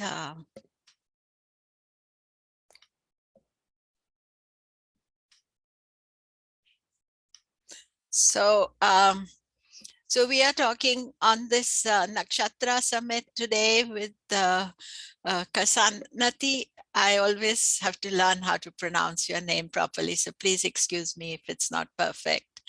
nakshatra, so 2022. And today I'm talking about Manasa nakshatra. And Manasa is the mind. And I think it's always interesting how the classes, when you do, we're picking separate subjects, but there is some link there. And Sanjay Rath gave a wonderful explanation about how to look at the Bhamsa Nakshatra and the D27, and to look at the deeper meaning of the mind there as well. And I'm going to give you another idea about what to look at it.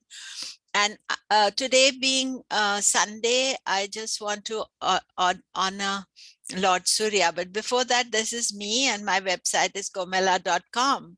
And I'm actually at a temple here called Mansa Devi. And Mansa Devi is the goddess of the mind.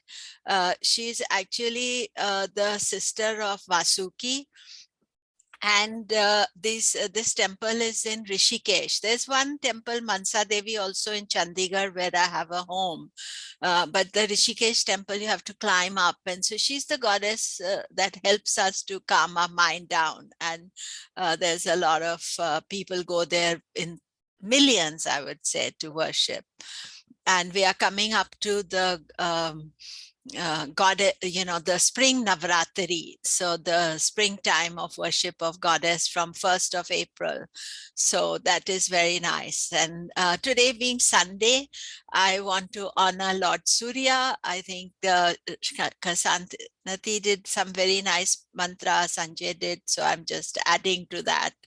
And I'll just do it 3 times. Om Suryaya Namaha. Om Suryaya Namaha.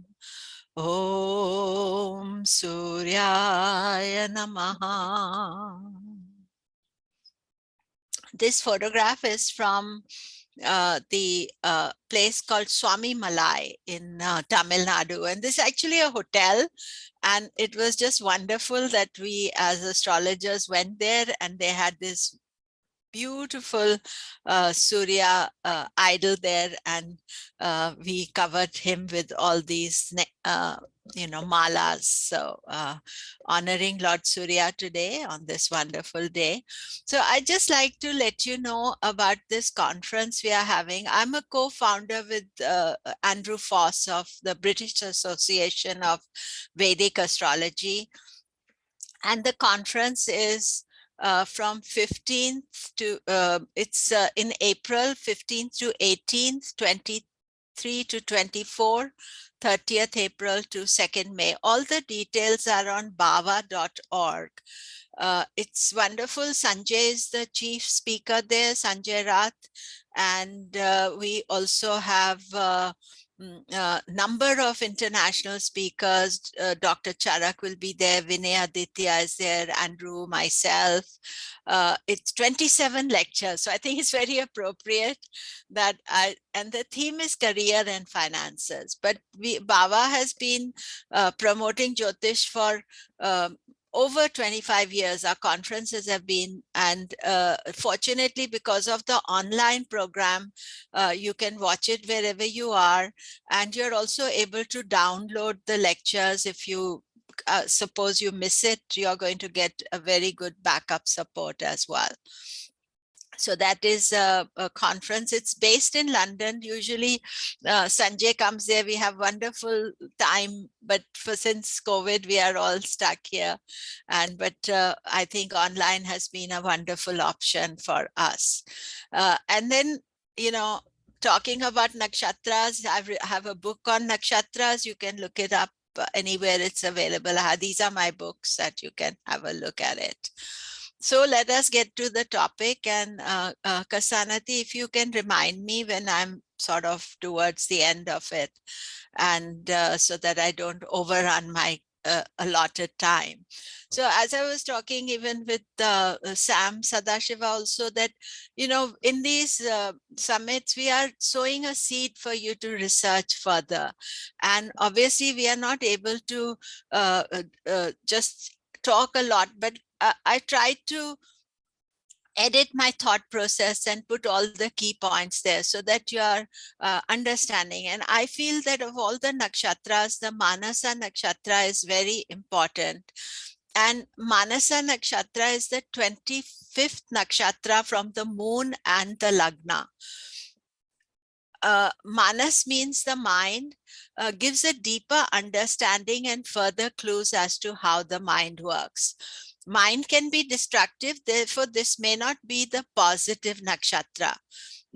It needs to be examined carefully. I feel this is a very key aspect for all of you to look at the 25th nakshatra as well. And it is studied from the moon. We know moon represents the mind.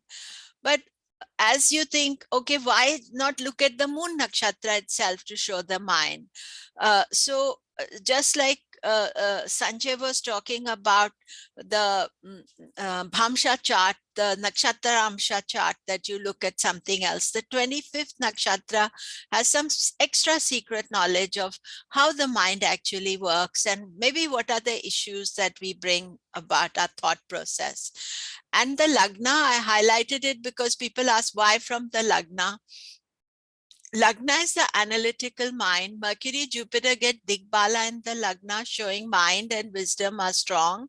First house is the head where the brain dwells. So therefore, you can look at it from both aspects. And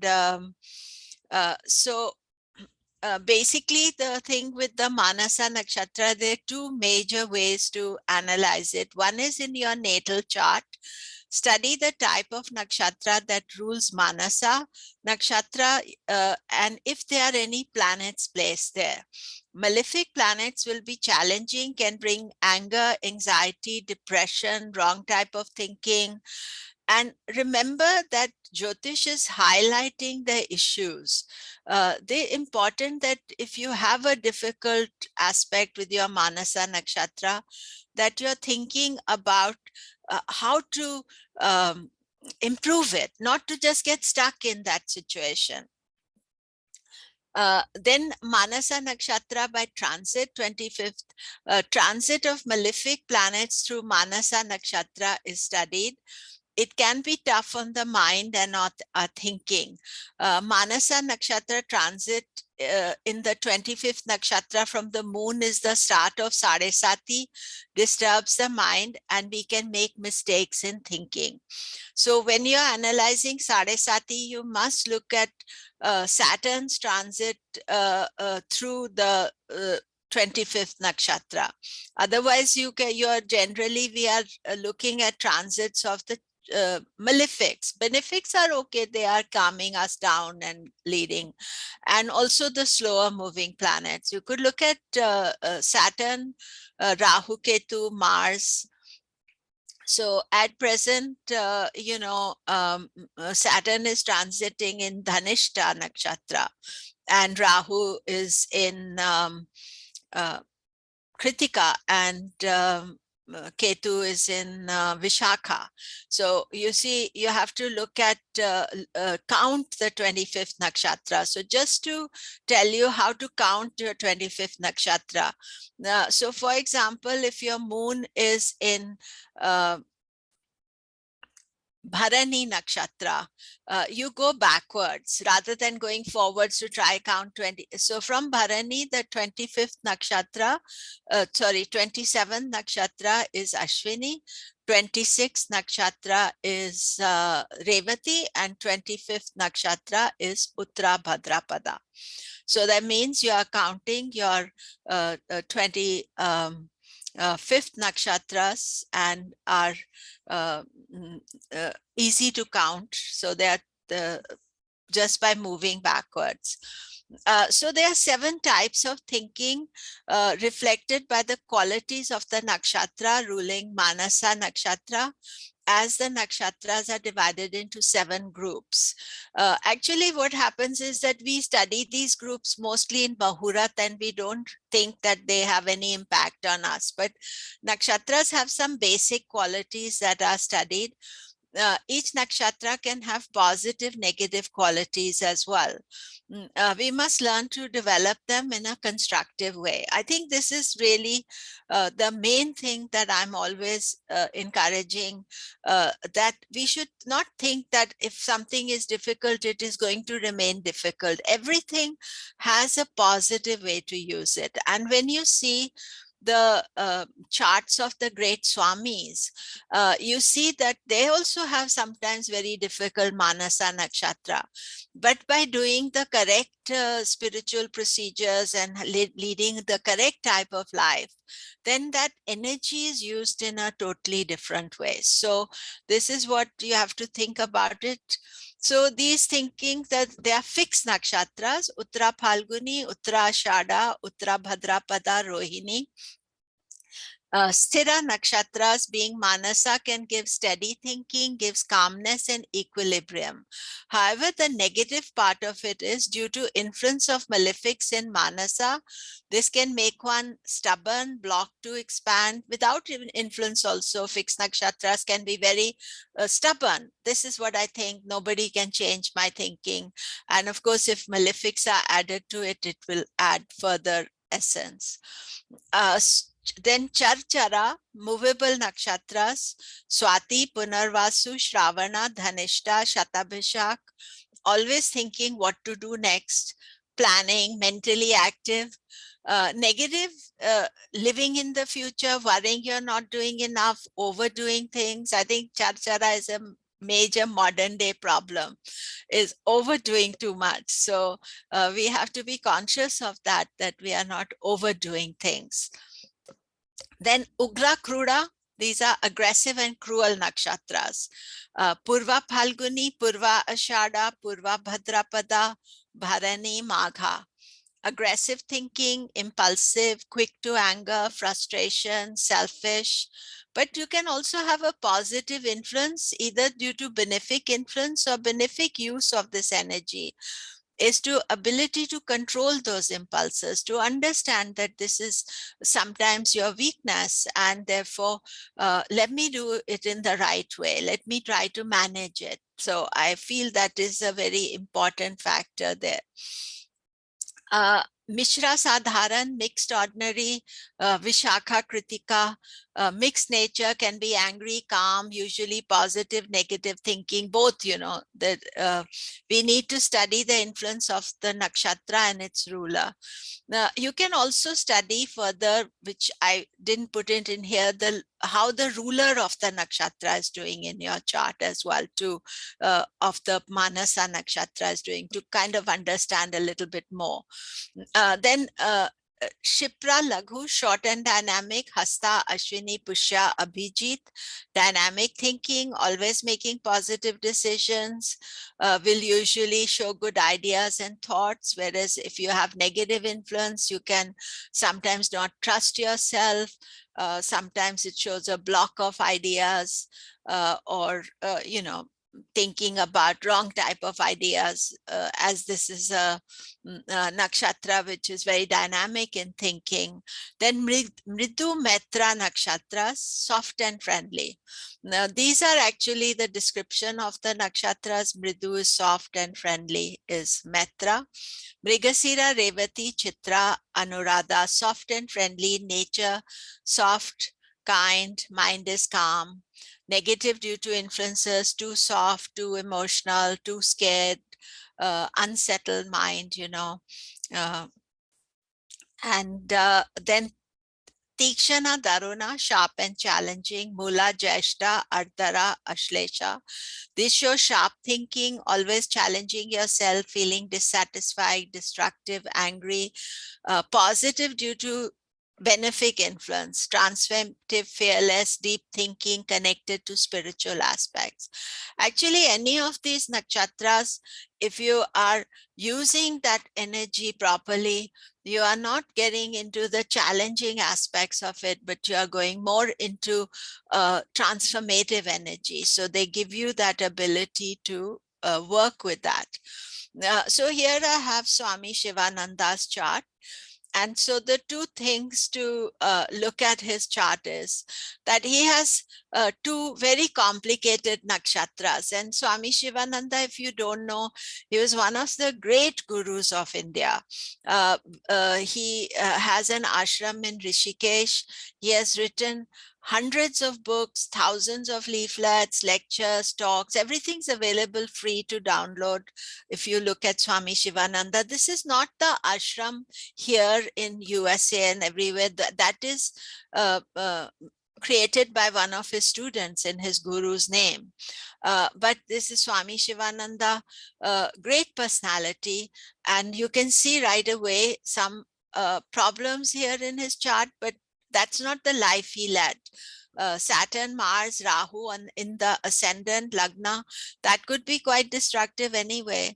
But we are not studying his chart there, but you see the Lagna is Cancer and the moon 23 degrees 39, that is Ashlesha Nakshatra, and moon is Bharani. So both these Lagna Nakshatra and Moon Nakshatra, they are fierce nakshatras.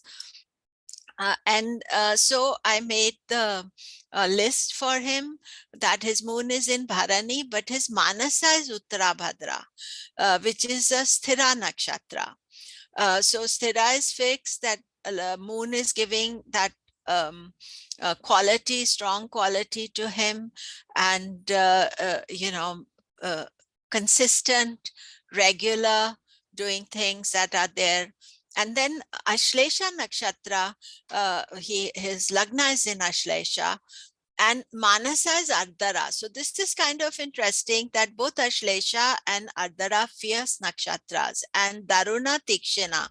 However, Ardhara can also destroy ignorance. It can destroy negativity. It can have anger issues, because Ardhara is quite angry if you have Ardhara as a Manasa Nakshatra.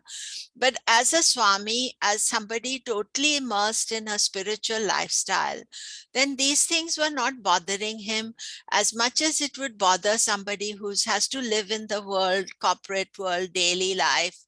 Then they need to do those extra bits to support themselves. And in contrast, so Swami Shivananda, despite having challenging nakshatras, he purified through path of yoga, devotion to helping others, karma yoga. That was his life. He was a doctor. He was treating people all the time. He was looking after, he was doing selfless service. Path of yoga is not just doing the asana practice, not just doing way more. He channeled his fierceness to the right direction. So, fierceness is not negative. It's just if you channel it in the wrong direction, that is the problem. And when Swamiji died, all the president, the prime minister of India, they all came to, they all used to visit him before as well, but they came. There was a stamp issued in his name. He was a big honored person in the 60s when he passed away. So now we have the Manasa Nakshatra of somebody with more difficult issues. This is the chart of Bill Cosby. I forgot to put his birth data here. But here what you can see is his moon is in Purva Phalguni Nakshatra. So remember, of the nakshatras, Purva Phalguni itself is also fierce. And if we count backwards from Purva Phalguni, the 27th nakshatra will be Magha, 26th will be Ashlesha, 25th will be Pushya. From his Lagna is Revati. So you count backwards. 27th from Revati will be Uttara Bhadrapada. 26th will be Pushya, sorry, 26, not Pushya, sorry, Purva Bhadrapada, and 26, sorry, I've got it wrong. Uttarabhadra, Purvabhadra, and Shatabhishak. So, so Bill Cosby, both positive nakshatras showing high thinking, yet does not seem to be way his thought process was used. Here we have Moon Purva Phalguni, Pushya Nakshatra, Shipa Laghu. And Lagna is Revati, Shatabhishak, which is Chara. However, Shatabhishak is 1,000 1,000 healers, 1,000 demons. So sometimes the demonic personality is possible if you allow those thoughts process to go. And Bill Cosby was convicted and spent years in prison. Then he's been released now again. But you know, obviously there are some issues there that we can think about his thought process, his Manasa Nakshatra, that is difficult. So the Lagna Manasa is Shatabhishak, which is Charchara, active. Rahu is the Lord and is debilitated in Scorpio. Scorpio may have emphasized sexuality in his mind and created dissatisfaction. Also, Rahu is always wanting more and more. So that dissatisfaction in that area of life. So let's just look at his chart. That from the Lagna, Rahu is the lord of the Shatabhishak, and Rahu is not just debilitated, it's in the 9th house, which is called Marana Karaka Sthana. It's a very difficult position for Rahu, where you get the wrong advice and the wrong thinking, wrong guidance. So whether you think that gurus were guiding him or his own inner guidance, and then Rahu being the lord of the Manasa from the Lagna.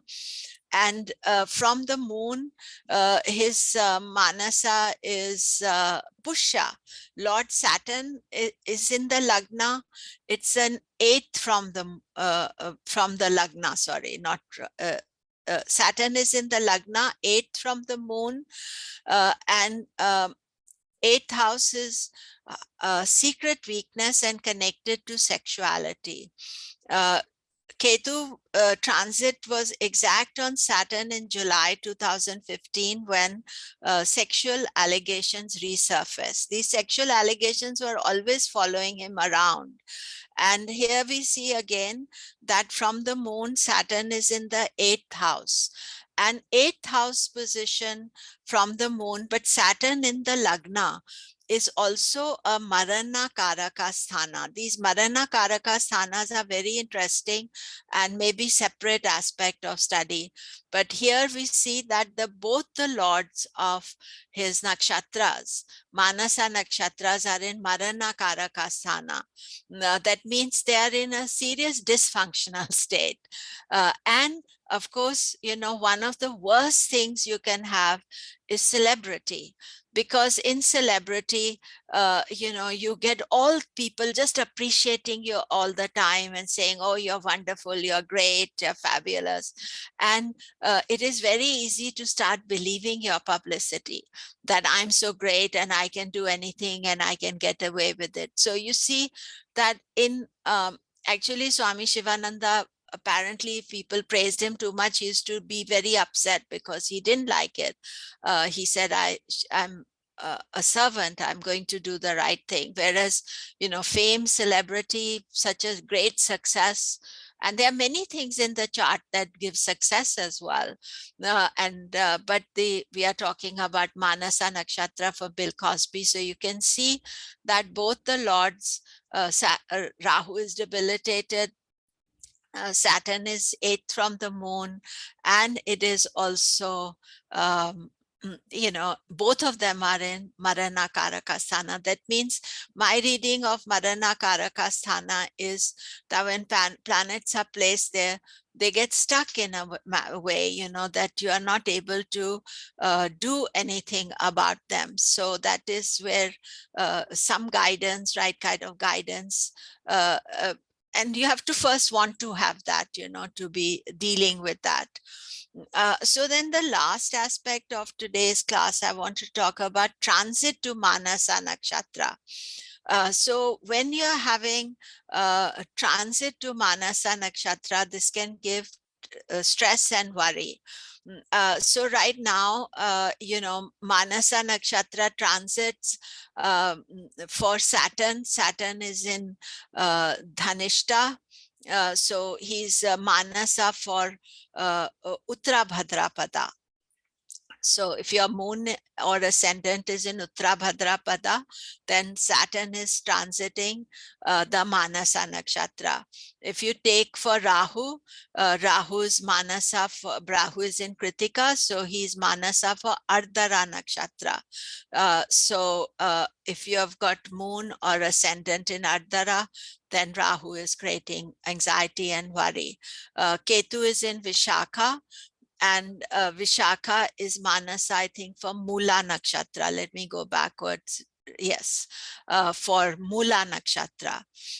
So that means that if you are having the transits, and especially for Rahu Ketu, also look at where the eclipses are falling.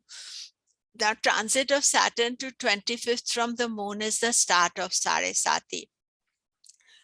What happens is that when Saturn goes into the 25th nakshatra from the moon, your mind starts becoming restless. It becomes agitated. It starts thinking, oh, life is not okay. I should be doing something. I'm very unhappy.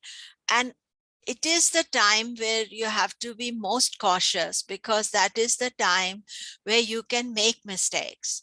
You can change your home, change your jobs, make yourself insecure, create problems for yourself, because the mind is troubled. So if you focus on that, so then that is important. And sometimes, that knowledge is key as well. So we look at a chart here of Bill Gates. Now, Bill Gates has a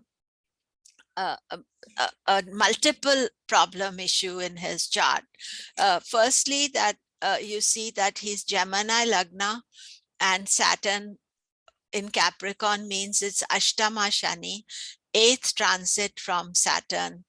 And, his exact 22 degrees 59 of Capricorn, that would be the exact degree. Now, during the 8th house transit of Saturn, he has divorced, he has been implicated, not implicated, but his relationship with Jeffrey Epstein, the big sexual predator who died in prison, has been revealed, and it has spoiled his reputation. But, Dhanishta also is there in his moon is Uttara Bhadrapada. So right now, Saturn has moved into Dhanishta. That means right now is a very vulnerable time for Bill Gates, because 8th house Saturn and Manasa Nakshatra transit. Now, what you see in Bill Gates' chart is that if you are planning Kṣaṇāti, you would think, oh yeah, Saturn going in Aquarius is the start of Kṣaṇāti. And then going into Aries is the end. But this starting point, if you look at the nakshatra divisions, I've written about it in my book as well on nakshatras, and you can study it more. But if you look at this aspect here, that at this stage, it's extreme vulnerability. And if he were advising from me, I would have said to him, be very cautious and careful, and, not to make any unnecessary mistakes. But, he's had to give a big alimony, and then the reputation, and, all that thing. It's not money itself, it is other things that are there. So the Manasa transit is very important, especially with the Kṣaṇāti, which is the 25th from the moon. So Bill Gates, moon in Uttarabhadra, Manasa Nakshatra is Dhanishta. So, you know, Dhanishta Nakshatra is a thinker, ideas, wealthy in mind. He may be thinking wealth all the time. And Saturn throughout 2022 is in Dhanishta. He goes into Shatabhishak in early, sometimes in, I think sometime in the beginning of 23, maybe it's March, because it has to go 6 degrees 40. So this is a very crucial time for him. Thank you very much. So yes, so the main thing is that we must think about remedies, because without remedies, it's, you know, you need to think about what to do with the difficult transits, difficult issues in the chart. So yogic disciplines, I think those are most important. It's a whole process that you can develop over time, and going to some good, you know, ashrams or good areas. Nowadays, everything is online. So there's no excuse to listen to some yogic philosophy, some ideas, thinking. Then mantra chanting. Kṣaṇāti did beautiful mantra chanting, starting. Positive thinking. I know at the Shivananda Swami Sita, she does classes online on positive thinking. You may be able to download as well. There may be other teachers doing it as well. Then developing the 6 wealths instead of 6 obstacles, 6 enemies of mankind. They are connected to our 6th house. This is a technique that is part of sadhana chatushtaya. You know, number of kind of important aspects to do. And then some things that you can do yourself and think about what you can do is lifestyle choices. You know, keep your lifestyle simple. Don't complicate it. I have a favorite word, and I say edit your life. At least you have to have some time thinking what is superfluous, what doesn't matter, what are the products you don't need. Simplify your life. Then regular habits, eating, sleeping, have some kind of routine, because be like the sun. The sun has a sunrise, a midday, a sunset. Next year, this date, sun will be exactly in the same position. So we should follow the sun a bit, but regularize our habits. I'm not expecting everybody to suddenly become perfect, but this is important. Pay special attention to diet. I think diet and moon are interlinked. So natural, seasonal, not too spicy food, plant-based as much as possible. Avoid chopping and changing your life.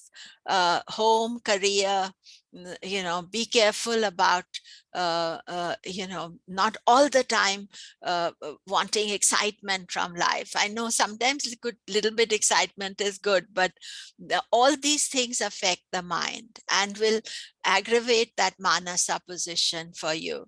And travel wisely, which I mean is that you want to, these days, of course, we are all not traveling a lot.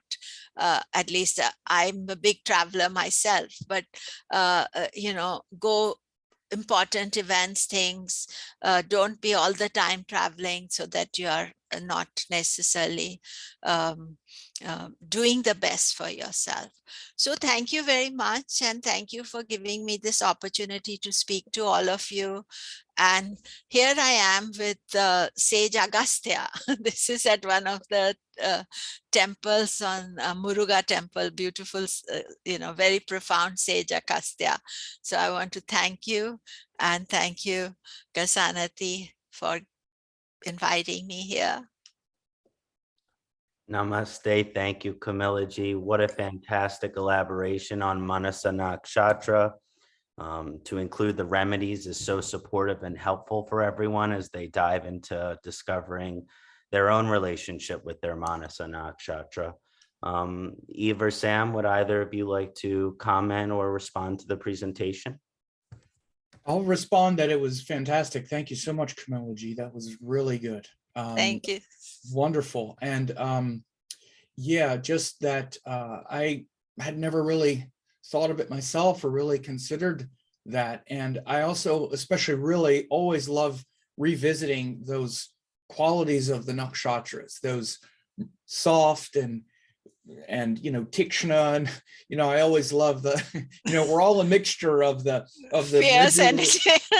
I love the the Mrigashira, this like I have several Mrigashira, and then Revati, I'm like, oh yeah, I'm so soft, and then you get to like Ardra, and I'm like, okay, Vishaka, so we all can see ourselves. There's different aspects, and people watching can look at the different facets of your personality, because we're all a mixture of that soft and that sharp and dreadful and all of those adjectives. So it was really great to just revisit those things. One real quick thing I wanted to say, because there's a lot of comments in the chat about Abhijit and whatnot. You want to just understand really quick that the nakshatra portions are really, they're in essence 27 portions of space, like I laid out in my presentation. They're really 27 portions of space, and then there's one section within the 27 portions of those equal portions of space. There's that one section, the 28th, which just focuses on that one portion, at the end of Uttarashada. And this is overlaps also. They overlap. Yeah, it overlaps. It's yeah, it's not fit in there somewhere else. Yeah. So I just wanted to say that. Well, I didn't look at the comments, but thank you, Sam, for clarifying that. It was just in general. It wasn't really about your presentation. It was just in general about, there's a lot of what about Abhijit? What about Abhijit? That's what it is. It's not fit in to an extra portion. It's just within that. So anyway, that's all I wanted to say. But fantastic job. Thanks, Sam. Yeah, lovely company. Thank you so much. Thank you. I just want to say something about Sam and Sanjay, both S's, but I knew Sam from so many years, young. Sam, I've known you, I don't know how many years. So I always think of you like a young boy, even though you're so mature and become such a serious teacher. That is just so wonderful to see that. And Sanjay also, I suppose when you have so many gray hair, you have done a lot of people. So, and it's so nice, Eve, to see you as well. Thank you. Well, thank you, Komilla. I'm a little older than Sanjay. You are? Okay. Yeah, I know. Talk to me in our chat, actually. I didn't know that, Sam. I know. I got it's all the Gemini and all the Mrigashira. I don't know, Sam. I think I met you not 2000 or 25 years ago at the ashram, Shivananda ashram. And so you were very young at that time. I was maybe probably older than I looked, but I looked like when I was about 40, I looked like I was about 20. So I've always had the youthful look. But thank you. It's wonderful to hear that. And yeah, I really treasure our connection throughout the years as well, Komilla. It's just beautiful. So thank you for saying that. I'm loving the love, everybody. Love fest. The Bhakti fest going on here. And the fact that your mom likes me makes it all the best. And I got to meet her. Yes. Well, let us proceed. I'm very excited to invite my sister and friend, Eve Mendoza, to discuss Trimurti activity in Nakshatras. Namaste, Eve. Thank you, all of you. Would I be able to share my screen, Sam? Sorry, Kṣaṇāti. Please, go ahead. How I do that. And I kind of just wanted to start, of course, I always start with just a small mantra. Om Ganganapate Namah. Om Aim Saraswati Namah. Om Namah Shivaya. So guys, I did see the questions also about Abhijit, and I just thought the presentations here were just absolutely fantastic. Everyone's so distinct and unique, and they only have 30 minutes, guys. So I saw some of the questions. There's no way our teachers could have answered every single one of your questions. So I encourage you to follow up with them if you have more. But with Abhijit, it's often it's used in Muhurt very commonly, but it's also used in special dashas, special nakshatra yogas, like if you use Ashtotri nakshatra dasha, you will use Abhijit, okay? So like Shani will become the Dashapati, the Dasha Lord of Abhijit. So most of the time, I'd like to say that Sam is absolutely correct. If you start throwing in Abhijit, you may confuse yourself when it comes to some of these other chakras. So Jyotish is a perfect machine. It's like it's a perfect living being. We're looking at the body of Kal Purush, and each one of his organs, each one of his features are different. And each one of these attributes of Jyotish are therefore different. One may be a heartbeat, one may be the digestive system, one may be the brain, one may be the hand that reaches out and grabs something, you know? So oftentimes, and I've mentioned this before, we do tend to overcompensate in the nakshatra dashas with the Rashis and the Rashi Lord. Okay, so Parashara says that there are the nakshatra dashas are according to nakshatra. We also have graha dashas. We have all kinds of different dashas. We have all kinds of different chakras. Now, what I'll be talking about today is the Trimurti activity of each nakshatra. And I have a few little tricks and that you can easily, do fast in your mind for Vimshodri Dasha. I want to make this so clear, guys. I lay this at your feet. I consider myself your sister on in a path of devotion. I really do not put myself in a place of authority, as many of you know if you've listened to me. I might be, somewhat of an overly devoted researcher, really, if you want to give me any kind of title. But as a sister on the path, I do want to encourage a fluidity of mind instead of listening to some of these talks and expecting to get every single detail under your control, right now. Allow yourself to get to taste the ras, the flavor. Taste this. I'm really going to attempt to saturate you in the flavor of some of these nakshatras, as opposed to just throwing details at your mind, because that can lead to serious rigidity. And then your learning process is going to be stunted, just like growth can be stunted. Growth is produced by Shakti. The earth receives the seed. The seed is nothing without the earth, right? The seed goes into the earth, and that Shakti gives the beautiful ability of that seed to grow into a full tree. The whole tree is in the seed, but it requires the soil to grow, or water. Water can also grow things. So let's just here with this Trimurti principle, I'm not professing to give you some kind of rigid tool. What I'm hoping to do is to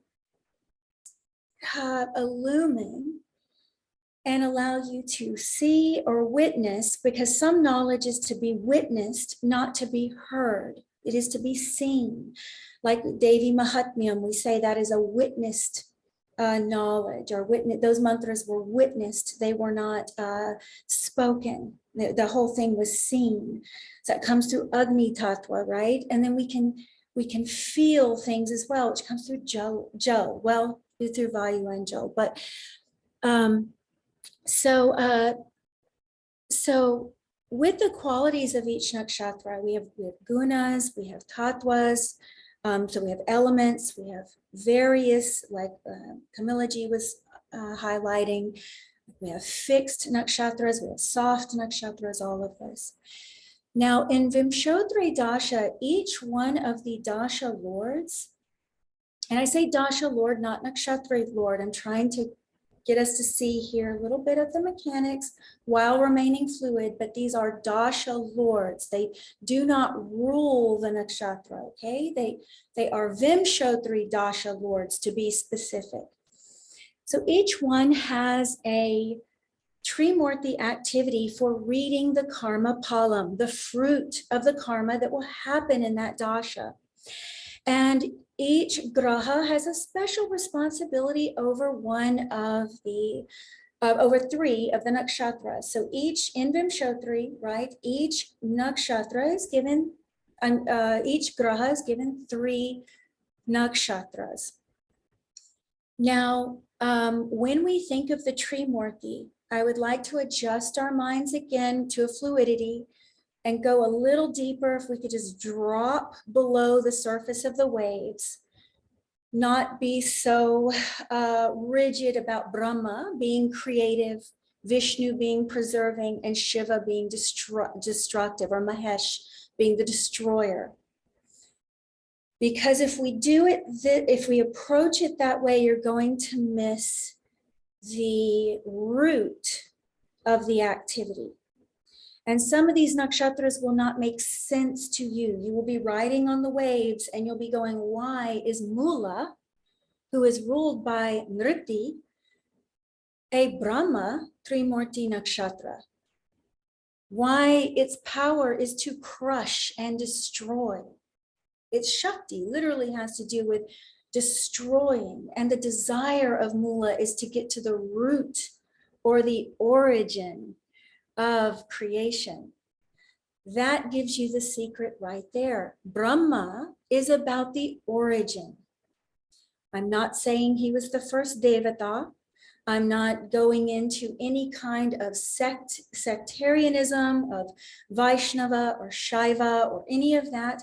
I'm simply stating that you will find out, you will discover that the grahas responsible for the Brahma Trimurti nakshatras in Vimshottari dasha have something to do with origin. Even Brahma himself is at the heart of one of them, Rohini. Okay, so let's dissolve the word creator or creation, because it does often imply in our minds like artistic talent, or I'll hear people say this, they'll say, oh, well, if it's Brahma Trimurti, shouldn't I be creative? I am going to dismantle that right now, because it will not be useful to you to think this way. Now we have to bring in the Navamsha here too, guys. And this is a much longer topic. I'm actually going to be teaching an extensive course on this principle.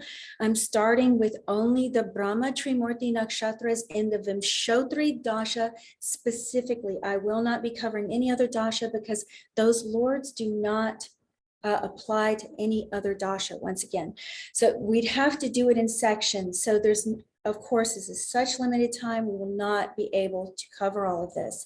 So I want to give you a flavor once again, okay? So the Navamsha is going to be relevant here because we are reading Karma Palam, and there's little tricks you can do that you can see that the ancient rishis were playing with numbers a lot.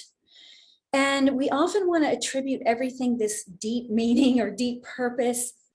And sometimes they were just doing this for quicker memory. And if you notice, everything will go back to 369, or they will have things in a numeric sequence. So you're going to see me doing some of that. It's simply for those of you who catch on to numbers the way that I do, it will make it quicker, like I can do someone's Navamsha in my head. You know, if I just know the nakshatras in the pada, I've got the Navamsha, I've got this, I've got that, and I can kind of just talk to them about it. I don't have to see a program or anything like that. So I want to sink into the flavor of the nakshatras with a really obvious chart. All of you can find this chart online. His name is Vincent Price. He is a very famous actor.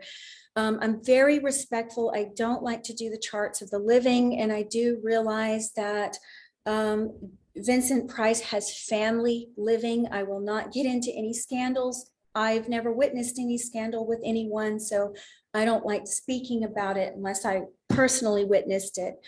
Now, Vincent Price is brilliant. He is known for saying that he loved playing the role of the villain, and he was always a very noble villain. This is just to look at his chart. He has a huge cluster in Bharani, okay?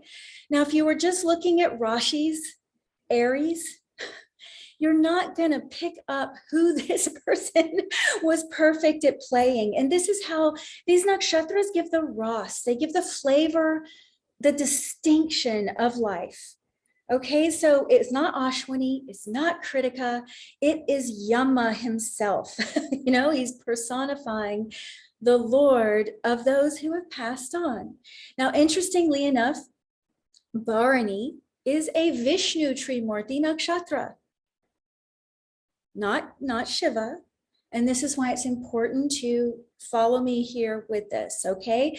So I have the power of the Shakti here, the Shakti of the nakshatra here. I have the desire. So Yama desires, may I win the lordship of the ancestors. And these are from the Brahmanas, by the way, guys. This is where I'm getting this. So lordship of the ancestors, Yama, it's the seat of Yama, okay? And here's his chart, just to show you quickly. Big cluster in Bharani, huge cluster in Bharani, including the Atma Karaka. And if you look here, you know, they're all spread out. So those of you, this is how useful this Trimurti activity will be, along with Tattva and Dashas, like reading unique karma palam or fruit, because this looks like a big cluster here. But in the Navamsha, these guys are all doing very different things. So those of you who have a big cluster of grahas, unless they're in the same nakshatra, it's not what it seems like when it delivers the fruit. And if they're in the same pada, that really makes a big impact. So you can see here, he's actually got them quite spread out through every tattva of the Vishnu Trimurti section of the Navamsha. So we've got from Aries to Cancer will always be Brahma Trimurti. A lot of these guys that are very successful will have a Matya Karaka in the Brahma Trimurti portion of the Navamsha. Okay, you're going to see a lot of patterns like this when you start diving into this. So Brahma Trimurti is always going to be Aries to Cancer. No, in Vimshodri Dasha, no other nakshatra can fall in that portion of the Navamsha. Vishnu Trimurti is always going to be in Leo to Scorpio. The two big kings are there as well. So you have to think of what Vishnu does with his work, his actual work. So we have Yama in there, we have Indra in there, two big kings. Okay, so Indra ends it with Jeshta, and you know, we have Magha, the ancestors. I mean, through the, you know, that cuts it off, and then Purva Falguni, well, we'll get to that. I'm going to lose you guys. So just think Leo to Scorpio for Vishnu Trimurti. Okay, then for Shiva, naturally, it's the final four. Okay, it's the final four. It's Dhanu to Meena. And this is something I'm going through the flavor of the nakshatras again in a kind of entertaining, funny way. Let's just stay fluid, just kind of a way that can impact you. Sri Devi, brilliant actress of Bollywood. Amrish Puri, who I love, he's always also playing a kind of archetypal villain, and many times like a Shaiva villain, Shiva.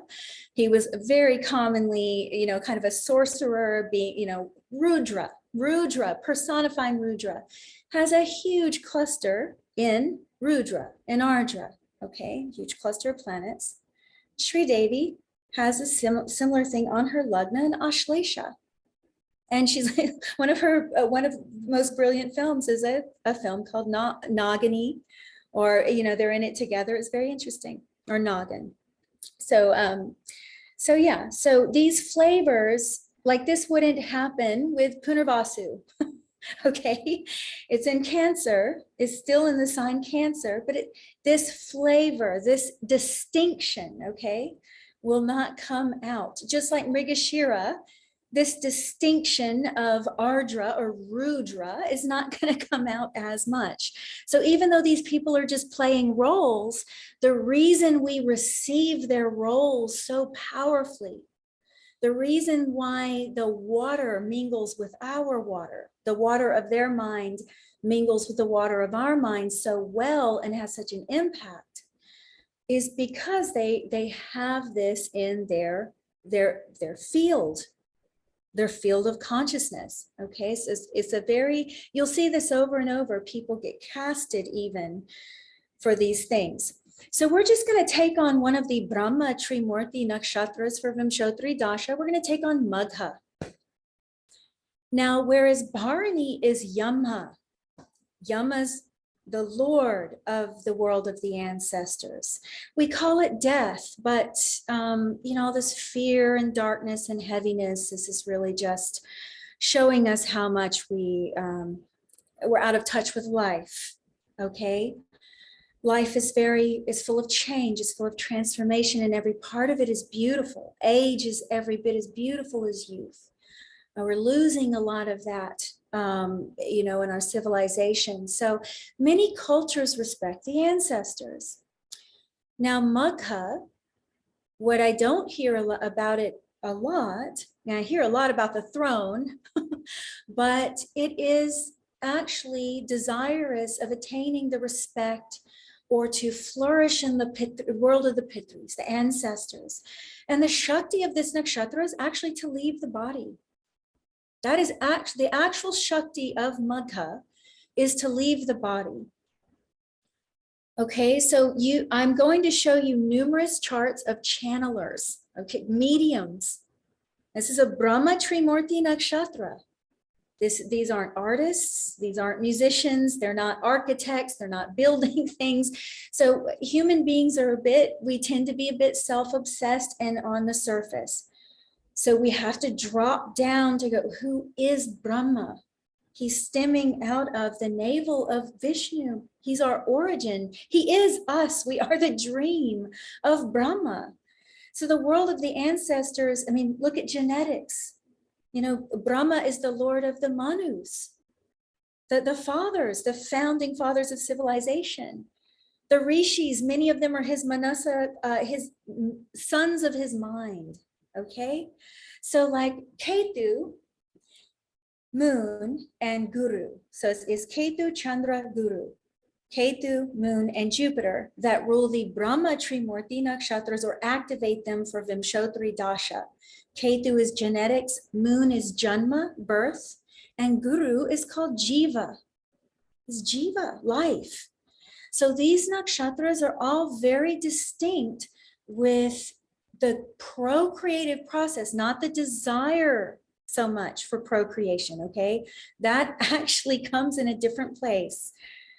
But just the actual ability to access the world of the ancestors, the whole process of reincarnation, all of that, the elements of creation, like we have Punarvasu, which is the fabric of existence. Okay, all of these things are under the Brahma Trimurti Nakshatras. So I have here just a little thing you guys can screenshot, and down here is just for fun. It is nothing profound, but these guys were playing with numbers all the time that ended up equaling equivalents to 369. You will find it everywhere. It almost looks random the way that they are assigning the nakshatras. You must start with Ashwini, by the way. And I love that Sam highlighted that from Brihat or Shastra, because a lot of people will say, oh, Kritika is the starting point. Yes, that is a different thing. But when you're counting the numbers of the nakshatras, you must count from Ashwini as number one, or you'll mess up some of these chakras that work this way. So, so in the Vimshottari Dasha, you know, Ketu always equals 1. He's first. He's always going to equal the 1. So you can easily do the math in your head. If you're like me, I can always do this. So 1 plus 9 is 10. So it's going to reduce to a 1, right? So just reduce all of these numbers down. And so Shukra is always going to be number 2. Surya is always going to be number 3. Okay, like that. They're always going to reduce down. It almost looks random until you start playing with everything. And if you have access to the Navgraha yantras, you'll see that each column adds up to 369, one of the 369. And then if you add all of the digits together, it would always equal 9. They were doing this all over the place, okay? So I'm just showing you, they even did it here. Okay, so I'm not telling you this is profound. I'm just telling you it's a pattern. And for those of you who have a scent and can follow this, you know, there's a reason why Nikola Tesla said that 369 is, yeah, it's at the core of creation. And these guys, it looks like random. Once again, not random. I don't think it's random. Okay, so we have Cairo. I forgot to put these guys' names. You can find them. This is Cairo, famous palm reader. What a lot of people don't know about him is that he channeled. Okay, he was a big time channeler. He would see up to, I mean, was it 20 clients a day in Hollywood? And he was a clairvoyant. I know he is known for astrology and this and that, but if you actually read about him, he had spirits of people coming through him. Once again, a Matya and a Brahma Trimurti Nakshatra. And specifically, you know, we see here the Magha moon, the Pitris, okay? The desire to connect with the world of the Pitris, and sometimes it's more than a desire, it actually happens. Now, this is his Navamsha, by the way. I'm showing you what it looks like in the Navamsha, because the Brahma Trimurti is always going to fall here. And one interesting thing you're going to see with each one of these channelers is they all at least have 3 grahas in the Brahma Trimurti. I'm giving you guys, these things seem so simple, but when it comes, we're reading Karma Palam, the fruits of karma, right? So I want to know, what's the actual produce? What's the actual fruit that's going to come out of this? So Shani he's witnessing as well. Agni Tattva is always about witnessing. You can say all these other personality things. I'm not so impressed with personality. I think it's just changes based on a person's life circumstance. But what is the actual Tattva doing? Agni is sight. Okay. So I'm not even looking at that as Nietzsche. I know a lot of people will, and I'm sure it created problems. I mean, it did harm his longevity, let's say. And Shani is Ayush Karaka. He worked himself to death. When we don't have a good Shani, so-called good Shani, we say yes to too much. Okay, Shani says no. He meters things, measures things. He actually is okay going slow, very slow. He reserves prana. He doesn't want to give out too much prana. So when he's in Agni Tattva, Agni eats all the prana. He just burns it, burns it. And this guy, he didn't stop working all day. So you could easily say something like that is going to hurt Ayush, longevity. But it also bridged him to the other side, and he was channeling the ancestors. Another channeler, I'm not into whether these guys were good or not, or whether they're controversial or not. It's just the fact that that is what she did, okay? Eve, just quickly, just about 5 minutes or so. Yeah, I don't have long. So I can run through these guys. This is Madame Blavatsky. Is it Helena? Is her name? Helena Blavatsky. So you can look her up too. I'm sorry I didn't put the names. Navamsha, again, Brahma Trimurti, very heavily amplified.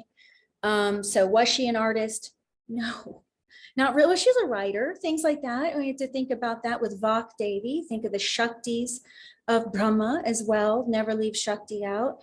She's a prolific writer. I mean, she wrote a lot. She'd actually channel through writing a lot. So, but you can see once again amplified, including the presence of Magha Nakshatra in her chart very heavily.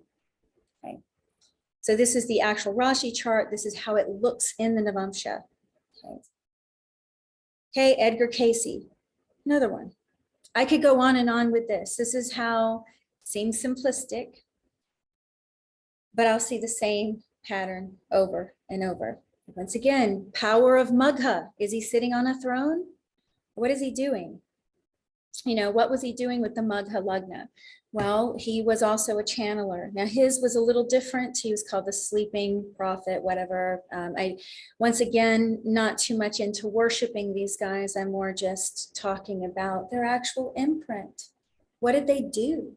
What was the karma palam? What did they do? So he's another one full of the Brahma Trimurti with the Atma Karaka in a Brahma Trimurti Nakshatra. And it's Shani again, and an Agni Tattva, witnessing. Just remember sight with Agni. Now, I don't like to talk about people that are still alive, as I said. So this person, I'm not putting the name. This is a person that is alive and is a medium. We're going to see Magha Nakshatra again. Once again, then this is their Navamsha, same pattern. So very heavy. Now you'll see other patterns too. You see the presence of water, Jala Tattva, and all of them as well. And that's a whole different topic. But if you use the Trimurti together, if you understand who Brahma is, okay, in the Purans, not just that he creates things, and then you understand the Tattva, you're going to be able to define the nakshatra much, much more by the person's gift, by what they're doing. Once again, the distinction, the individuality. That's all I have. Eve, thank you so much for your beautiful presentation on Trimurti activity in the nakshatras. Specifically in terms of the examples with Brahma, Trimurti. Sam, any comments? I thought it was very enlightening. Thank you, Eve. It was very enjoyable to see the case studies as well. Blavatsky was very interesting. The theosophical work and all of that was very interesting. Also, Vincent Price. I knew who Vincent Price was. I grew up seeing him on like the Brady Bunch. He was big. My sister loved Vincent Price. It was like her favorite dude ever. His voice is great. He's in Yes, he had a voice kind of like that. With a low voice. Yeah, he spoke on Michael Jackson's Thriller. And if you've ever seen like those old like Edgar Allan Poe movies, movies that were made on books of Edgar Allan Poe, like The Raven and other ones, he was in all of them. So yes, classic Barney. I mean, he's got the huge cluster in the third, right? Yeah. One could just see, and that's exactly what he got famous for on the stage, was when he played a villain in a theater. It was theater, actually, yeah. Thank you, Eve, so much. So I guess it's my turn. So I will just share my screen. It's tough to go last because you experience all these fantastic presentations and then it comes your time. So pressure's on.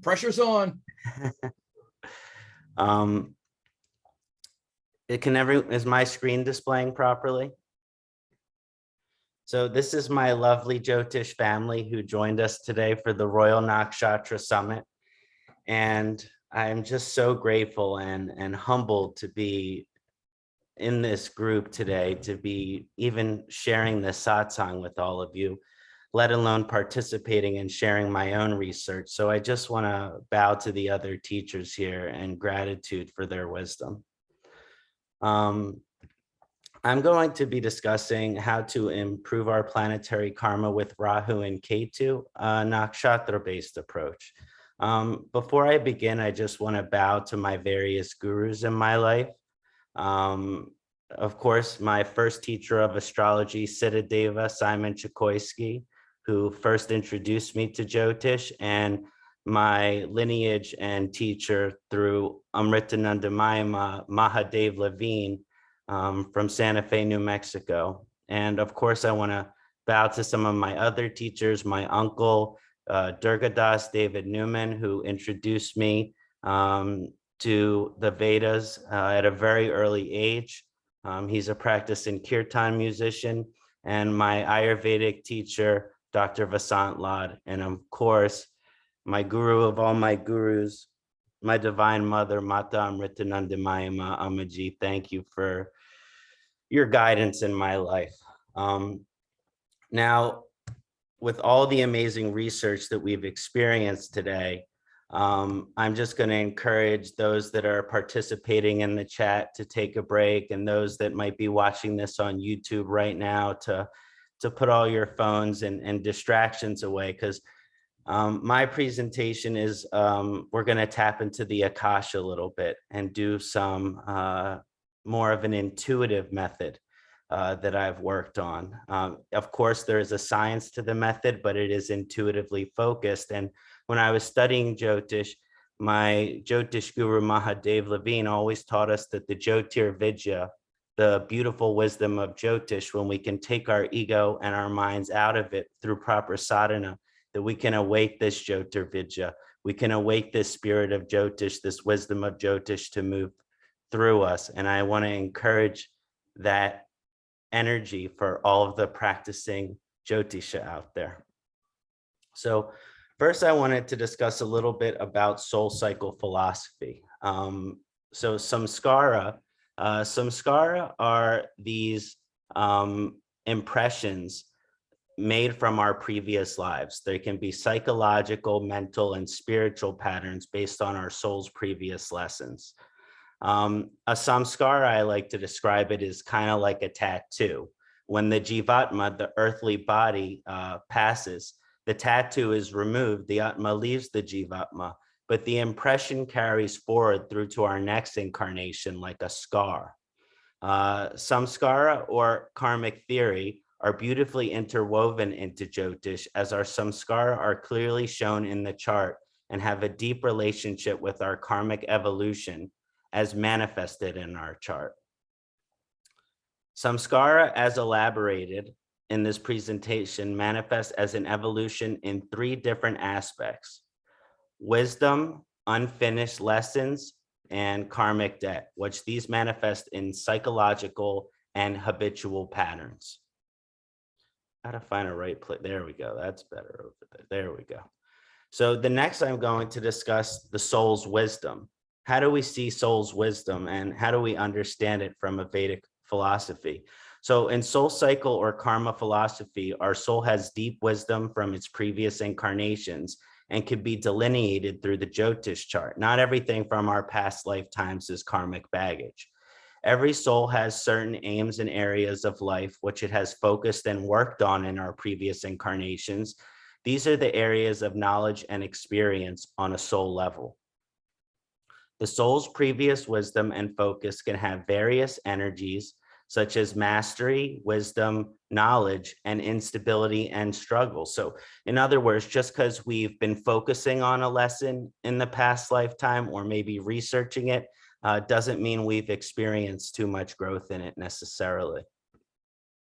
So when we get into the unfinished lessons, which I like to understand as karmic debt, lessons are on a spectrum. When our soul concentrates on learning a specific lesson, it begins to experience knowledge and wisdom as it relates to that lesson. But that never guarantees or even suggests mastery just because we're kind of focusing on it, right? I mean, there's all sorts of examples. You know, you can have a lesson to be sober, but you can keep repeating indulgence and intoxication. So it doesn't, just because your soul focuses on that lesson doesn't mean that you learn it.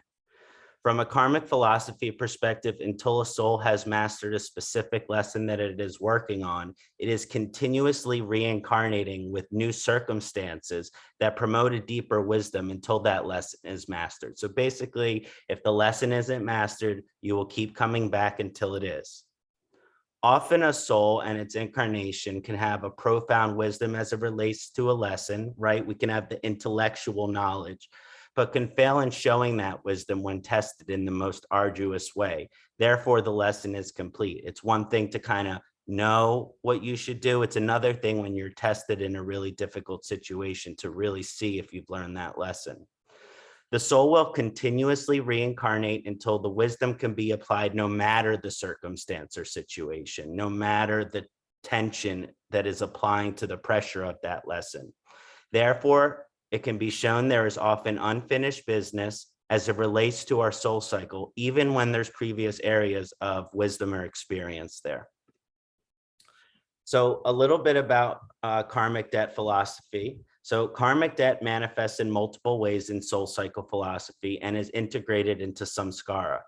Karmic debt can manifest as a consequences for our struggles as it relates to specific lessons or evolutionary aspect in terms of our soul's wisdom. I don't want to necessarily think of this in terms of like you're being punished. I don't like the punishment idea of karma. This is action reaction. When your soul wants to learn a lesson and you don't learn it, then there's going to be consequences, a reaction to encourage you to eventually learn that lesson. If not in this lifetime, then the next. As we struggle with our unfinished business as it relates to our previous lives, wisdom, the lessons are emphasized through karmic debt in which we have to work these karmas out in a very specific way. Karmic debt very strongly manifests as a contrast to our previous lives' focus, usually prioritizing, emphasizing, and focusing on certain areas and aims in our previous lives creates an inexperienced and empty aspect in another aim and area of life, which desires to be fulfilled. I like to call that the karmic itch that our soul really wants to scratch. So before I get into K2 and the nakshatra used to relate to the samskara, I just want to do a quick chant to the divine energy of K2. Om Palas Puspa Shankasham Takara Grahamastakam Radram Rajatikam Goram Tam K2 Pranamam Yam. Palas Puspa Sankasham Takara Grahamastakam Radram Rajatikam Goram Tam K2 Pranamam Yam. Palas Puspa Sankasham Taraka Grahamastakam Radram Rajatikam Goram Tam K2 Pranamam Yam. Om Kram Krim Kram Sahakatave Namaha. Om Kram Krim Kram Sahakatave Namaha. Om Kram Krim Kram Sahakatave Namaha. Om Kram Krim Kram Sahakatave Namaha. So how do we use the position of our K2 nakshatra to maybe determine specific lessons and karmas, samskara? How is K2 related to our samskara? Nakshatra position is used to determine specific lessons and karmas as relates to our previous lives. Knowledge of the ruling devatas of each nakshatra, as well as the powerful connection to the Jyotirvidya as necessary here. So the two primary things that you need to be able to employ this method is basically a knowledge of the nakshatra devatas and the history there, as well as the power of the Jyotirvidya inside of you. Ruling devata is key to determining specific lessons here because they are the one who's teaching the lesson. Each nakshatra has specific lessons and karmas and will manifest through our past lifetimes wisdom in conjunction with house position and relative dignity. And again, I don't love the concept of dignity even being described here. There's ucha and nicha, but here we're kind of looking at it from an intuitive nakshatra perspective, maybe not so ucha, nicha, debilitated, exalted, mula trikona, the energy behind it, the devata behind it, and really tapping into your heart and your spirit to figure this thing out. So here's an example for K2 in past lives. For example, K2 in Jyesta nakshatra shows specific lessons in breaking free from ancestral karmas that have been laid out energetically through our family to become a leader in our own right, to become empowered in our own right. House position and dignity will be used to determine which area, which aim of life we are breaking free from in terms of our ancestral karma. Where are we cutting this karmic tie? And to become a leader in, and dignity will show us how far we evolved we are in that lesson. And again, dignity is not necessarily ucha nicha here, but something you're feeling intuitively. So I have a couple case studies here. Again, this is not something that we can immediately know the exact past lifetimes here. This is an intuitive process, but it is one of my most enthusiastic areas of research. So we're going to be focusing on K2 and Yoganandaji's chart. So when we're looking at the incredible guru and teacher Yogananda Ji, we find Ketu and Swati Nakshatra in the second pada in the third bhav. Now, whenever I'm working on this method, you take in the information, right? You're saying Ketu, Swati Nakshatra, third bhava, and then you close your eyes and you feel that, and you ask the Jyotirvidya to move through you so that it might reveal something powerful here, something what might be beneficial to the native. When I tune into Yogananda Ji's chart, we see that Swati Nakshatra, which we know is connected to Lord Vayu, the Devata Vayu, as well as Rahu in the third bhava. So this is showing that when I intuitively connected to Yogananda Ji's chart in his previous lifetimes, you get someone who is a powerful mystic and who was learning from other gurus, right? It's the Upachaya, self-improvement evolutionary house. So he was using mystical knowledge, he was using mystical wisdom from teachers that he learned from to better himself, to become his most sattvic self, to become his most pure self. There's a lot of devotion towards self-improvement, embodying the higher version of himself, as well as the ability to kind of look in the mirror and take constructive criticism like from a guru and maybe say, okay, I'm not perfect. I want to humble myself and I want to become kind of the highest soul I can be. But looking at this with Ketu being in a Rahu Nakshatra, this samskara is not fulfilled. There is not a mastery there. That mastery has to be integrated into the next lifetime. And it's interesting, you're seeing a flip of Rahu and Ashwini on the other side, where the nodal nakshatra position is reversed.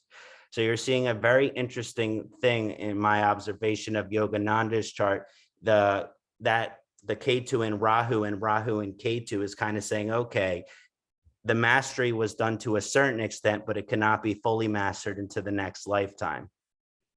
Now you're seeing Rahu and Ashwini in the ninth bhava here, where it's saying, okay, part of the karmic debt fulfillment for Yogananda Ji was to be a guru, to be a teacher. And he was totally devoted to his gurus and his teachers throughout his lifetime. But we know as he brought kind of the Vedic wisdom to the West, a lot of Westerners today, he's the guru who introduced us to this wisdom. So there is this integration, a karmic debt, if you will, to become a guru, to embody that energy of a guru, even though such a humble and beautiful soul himself, to kind of embody the energy of the guru. So this is a little bit of a soul cycle look into Yogananda Ji's chart. I have my chart up here next. And we're going to do a little look at my karmic debt and some of my lessons, right? So when we're looking at some of the karmic debt with my Ketu and Purva Falguni Nakshatra in the seventh bhava, and it's interesting, I've done some like past life regression and stuff, and my own understanding, obviously, I don't think we can really tap into our own past lifetimes. I kind of think that's Pandora's box and is kind of forbidden in some way. But that doesn't mean that we can't get some intuitive insight into our lessons there. So when we're looking at Ketu and Purva Falguni Nakshatra, there is this deep devotional energy that I have towards my interpersonal relationships. Now, again, I mentioned a samskara is like a tattoo. So it's not like I'm not devoted to my interpersonal relationships in this life. But one of the things that was done when I had a past life regression is that I was married in every single one of my previous incarnations. And I was the kind of person that always puts my partners first. I want to make other people happy. We call it people pleasing. I have that tendency within me. And I've always gone out of my way, especially in my past lifetimes, to kind of conform who I am and kind of say, you know what, honey, my dear sweet wife, if you want this for my life, then that's what I want for my life. You want me to do this with my job. You want me to follow this religion. You want me to live here. You want me to travel there. Your wish is my desire. A happy wife is a happy life. And through this energy, I've, there's some level of being able to be a good partner through kind of people pleasing So there is some I guess some knowledge or wisdom there, but there's definitely some unfinished business here because I carry a tendency in this lifetime known as codependency. And I've done a lot of therapy and introspection, and I've gone to group support and I've worked steps to kind of help me evolve past this place of codependency in my life. But if you look at my karmic debt, when you're seeing Rahu's position in Sattva Nakshatra ascending, we're getting a lot of powerful Shiva energies here. And we're seeing Rahu in its own nakshatra, 15 degrees, very fixed in the house there. So one of the things that I understand is when you're constantly putting people ahead of yourself, you really have no idea who you are. You know, you're constantly trying to conform and compromise who you are to make everyone happy, your parents, your partner, and you lose yourself in that moment. And at the end of your life, and I believe I experienced this in my past lifetime, that there was a lot of resentment, that I didn't explore the mystical path that I was interested in, that maybe I didn't devote myself to the study of Jyotish, that maybe I didn't travel to the places that I wanted to travel because I just wanted to please and make everyone else happy. So there, in this life with that Rahu ascendant, and obviously there's some demons to conquer there in terms of me finding sobriety along my path and things of that nature. But when I align to that higher energy of this Rahu vibration, it really has allowed me to devote myself to understanding who I am, becoming the best person that I can be, traveling to the places I want to travel, and devoting my life to Jyotish so I can host summits like this and bring people together to share in this beautiful wisdom because of that Rahu ascending, saying, well, it's fixed. You really don't have a choice here. So now we're going to get a little more into the karmic debt side of things. And I just want to do a quick mantra to Rahu. Om Ardakayam Mahaviryam Chandratichya Vimardhanam Simhita Garbha Sambutam Tam Rahu Pranamam Yaham. Ardakayam Mahaviryam Chandratichya Vimardhanam Simhita Garbha Sambutam Tam Rahu Pranamam Yaham. Ardakayam Mahaviryam Chandratichya Vimardhanam Simhita Garbha Sambutam Tam Rahu Pranamam Yaham. Om Brahm Brim Brahm Saharahave Namaha. Om Brahm Brim Brahm Saharahave Namaha. Om Brahm Brim Brahm Saharahave Namaha. Om Brahm Brim Brahm Saharahave Namaha. Hari Om. Thank you. So next, how do we use the nakshatra position of Rahu to maybe determine some of these karmic debt and where we're at with it? The nakshatra position is used to determine specific lessons and karmas as relates to our previous lives and samskara. Again, same thing with K2. The two primary things you're going to need for understanding your karmic debt are knowledge of the ruling devatas, the energies of each nakshatra, as well as doing your best to have the Jyotir Vidya energy moving through you. So the ruling devata is key here to determine, you know, who's teaching us the karmic debt, from which perspective are we being told to fulfill this karmic debt. So each nakshatra has specific lessons and karmas and ways in which they act, and that's really where maybe the knowledge here comes in handy. So here's an example that I have. For example, Rahu and Sattva Nakshatra in the 8th house activates a huge karmic debt to experience healing. And I want to emphasize personal healing here, 100 poisons, 100 medicines, on a road towards mystical, occult, and esoteric evolution. You can't put down that poison, you're not going to mystically evolve. This might cause a wounded healer vibration for the native to experience issues with drug or alcoholism, to lead them on a path towards spiritual evolution and deep mystical experience through sobriety. Rahu in its own nakshatra shows going through hell to get to the austere mystical place.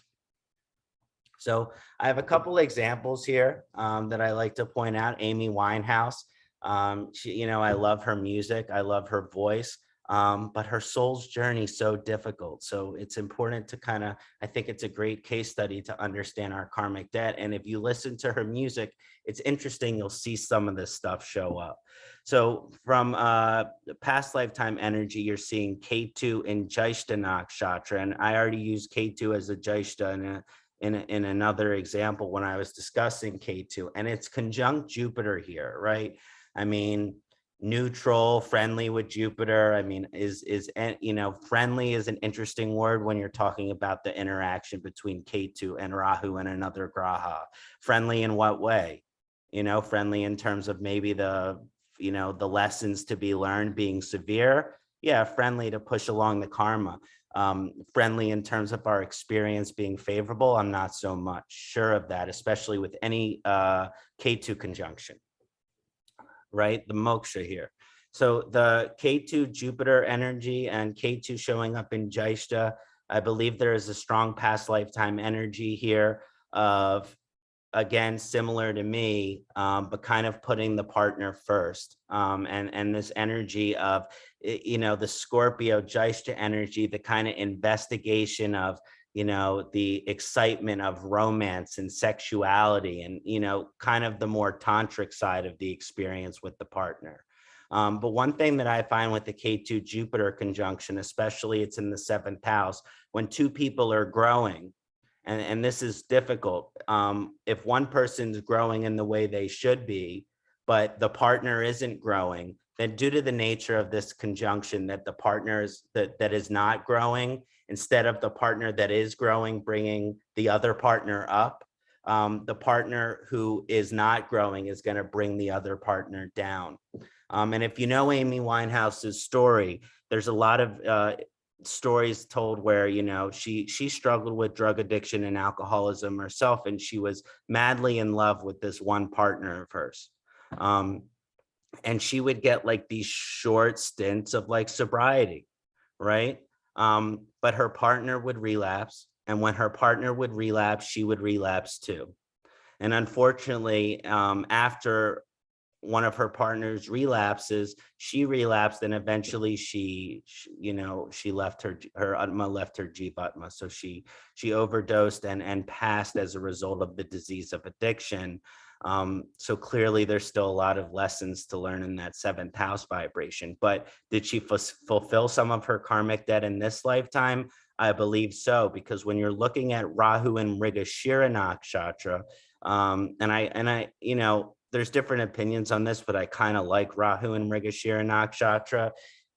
Part of the energy of this Mrigashira vibration is I'm going to really shine, and I'm going to keep seeking things and finding new opportunities for me to kind of get myself out there and experience the world. And when I reach one goal, it's just a stepping stone to another goal. Mrigashira, the seeking nakshatra. So there's a constant seeking of more and more and more and more. Did this have a negative impact on her addiction? Maybe, because from a personality perspective, this craving of more and more and more might not be the best energy.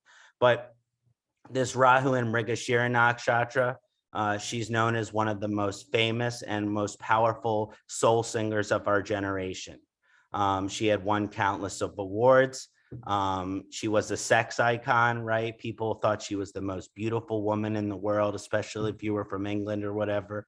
So there's a very, very deep energy here with that Rahu and Mrigashira Nakshatra, which is magnetic, which is attractive. And she realized that, and she said, you know what? I realize I have this magnetic and attraction energy, and I'm going to fulfill that karmic debt by kind of reaching maybe part of my potential, right? But that K2 in the Jupiter energy is that struggle with codependency and putting the partner first. And, when the people in my life struggle with things, I struggle with those things. When they regress, I regress too. But I still think there was a lot of fulfillment in terms of her tapping into some of her potential, especially with kind of the mark that she left on the world. The last example I have here is Pope Francis. Pope Francis, the Pope, the Catholic Pope, right? I mean, if you're into theology at all, it's a very interesting study. What's interesting, it's kind of a little bit flipped from Amy's chart. So you're seeing Ketu and Mrigashira ascending. So this means that in the past lifetime, I believe that you're seeing a very strong energy of Pope Francis being like kind of like this mystical seeker, this kind of like occult spiritual. Now, of course, Catholicism is a religion, and religions can have their dogma, especially in Catholicism, right? Dogma is a big part of this thing. But I think what you experience with Pope Francis, and he kind of carries that energy into this lifetime, he's breaking some dogmas. I mean, not so far in terms of the potential that dogmas can be broken, because I think that a lot more work can still be done in that direction. But he's definitely the most progressive Pope that we've ever had. And this is because of his ability to kind of look outside of Catholicism, right? He sat on a panel with Amritananda Mayama. There is these beautiful energy of, I'm honoring the spiritual traditions of other cultures. You know, the Catholic Church has been very aggressive against homosexual energy, and there's still a lot of work that can be done here, but he's kind of opened up his heart and said, you know, they deserve love from our church as well. Prostitutes deserve love from our church. You know, drug addicts and alcoholics. He's this heart-centered mystic kind of, you know, every person has their time and place. And I do kind of have appreciated the progressive energy. And I think he's kind of got this mystical energy. Now, what is some of the unfinished energy? Well, it's different when you're in Catholicism, right? We call it a sadhu or brahmacharya from a Hindu perspective. But I believe this was the energy of Pope Francis in his past lifetime, was kind of like, you know, a monk, a nun, this kind of like devoted mystic soul who loved Christ and his teachings. And I think that that's so beautiful from a Christian perspective. But what is the unfulfilled karmic debt there? How about the relationships? It's kind of like that mystical sadhu monkish energy. It's lonely and it's isolated. And so you're seeing a stellium of karmic debt showing up for Pope Francis here with Rahu and Mula Nakshatra, Rahu and Ketu Nakshatra. Now, this is one of the things that I love when you see one of the nodes in the position of another node's nakshatra, because I believe this is showing some level of mastery, especially when Rahu is in a Ketu nakshatra. It shows that you are achieving the pinnacle of your soul's karmic debt. So is Pope Francis fulfilling his karmic debt to the extent that Catholicism allows? Yes. And this Rahu and Mula nakshatra, it's conjunct with very tight conjunction with the sun, less than 1 degree of separation, and a looser conjunction with Jupiter and Mercury as well. And it's all about his interpersonal relationships. And this also is a magnetic attraction, this magnetic attraction of Rahu and Mula energy. You know, he was beloved by all the other, you know, by the popes and the previous popes and the Catholic Church from all different countries. And he was just this beloved pope. It was this magnetic energy. And as I mentioned earlier, the interpersonal connections that Pope Francis has made with other spiritual leaders of other spiritual traditions has progressed Catholic religion in a way that it hasn't been progressed before. He's interacted with Amritananda Mayama. He's interacted with the Dalai Lama. There's this, let's all kind of just see what we can do to make the world a better place through making these powerful connections. Maybe it's not what we know, and allowing ourselves to be humble and saying, well, how about who we know? Because this is a big world that we live in. So that's just a little bit of my elaboration on Pope Francis. So just some concluding remarks. Oh, remedies. So just a few remedies that I wanted to discuss. Obviously, there's all, you know, the basic remedies that you can read of and hear of everywhere. You know, I just kind of listed these because I had to. You know, cat's eye, you know, Ganesh mantra, the colors for Ketu, pitta pacifying diet, the certain pitta pacifying herbs I have listed here, Vidari, Shatavari, Gaduchi, red sandalwood, and Mangista. I remember when I was studying with Dr. Vasant Ladi, I actually did us the pleasure of like mentioning certain herbs for certain planets, especially with medical Jyotish issues there. So I'm just sharing a little bit of that. But I'm more interested in kind of like the lifestyle remedies. So I think when you're working through this samskara, especially with K2, there's some practices that I encourage. One is Vipassana, sensory deprivation, meditation, visiting ashram and temples for K2, ancestral rituals, honoring the older generations of your family, respecting your elders. It's something that we're kind of forgetting, especially with some people of my generation. Everyone's so resentful against their parents and grandparents. How about respecting your ancestors in honor of K2? And then also giving away your belongings, fasting, prayer. This is all good K2 remedies, but specific in terms of this method, tap into the samskara bhava, tap into the Jyotir Vidya through you and unlock that lesson of K2. If your samskara evolution level is mastered, then work to move away from the K2 karmas, right? If you've already, because the samskara is like a tattoo. If you've experienced mastery, it doesn't mean that you can't get stuck there. So then work to move away from the K2 karmas and not repeat the previous soul cycle. For example, K2 in Ashwini in the 8th, huge samskara evolution level. K2's in its own nakshatra, beautiful. You know, but that means kind of maybe move away from that renunciative focus. Maybe you already have a lot of wisdom in that area and kind of look to Rahu in the second bhava. You know, this is an example of we kind of demonize material security from a spiritual paradigm. Maybe there's something to be learned there about finding the balance in the material world. If samskara evolution level is low, unlock the unfinished business remainder of the lesson, right? If you kind of are tapping into and you think there's some work to do with my samskara, you know, what's that work to be done? For example, K2 in the 7th bhava in Ardra, K2 in Rahu, focus on interpersonal relationships in the previous incarnations, you know, but that's the previous focus, but a huge amount of unfinished business and lessons in terms of a healthy interpersonal relationship, right? It's kind of like that energy, either I should have a healthy relationship or maybe not one at all. Development of non-codependent relationship or marriage is evolutionary here. Again, Rahu, classic stuff, Hesanite, Moldavate, Durga, Shiva, Rahu, rust coloration in our clothing, Vata pacifying diet, always sattvic. And the herbs I like to use for Rahu that Dr. Vasant Lad told me, my favorite are Tulsi and Jetamansi, but Ashwagandha and Yogaraj Guru and Shilajit are also nice too. So just the last little bit of remedies here, and you know, to kind of work through that karmic debt energy with Rahu, just some different suggestions that I pragmatically have realized can be helpful. Foreign and exotic experiences, international travel, going to new places, mystical spiritual traditions, foreign religion, tantra, shamanism, plant medicine, and my personal favorite, sobriety and abstinence, because I kind of think that's helpful in terms of aligning to that higher energy of Rahu.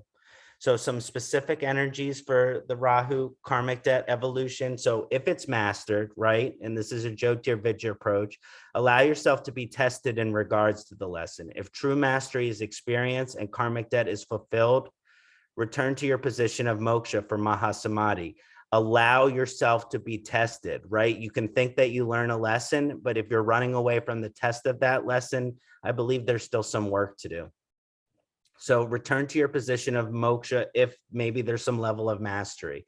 Look towards K2. You want to, that's how you're going to get the Mahasamadhi to, you know, get closer to ending this cycle of constant reincarnation. So for example, if Rahu is in Swati in the 10th bhava, Rahu's in its own nakshatra in the 10th, it could suggest a level of mastery on some level of karmic debt fulfillment.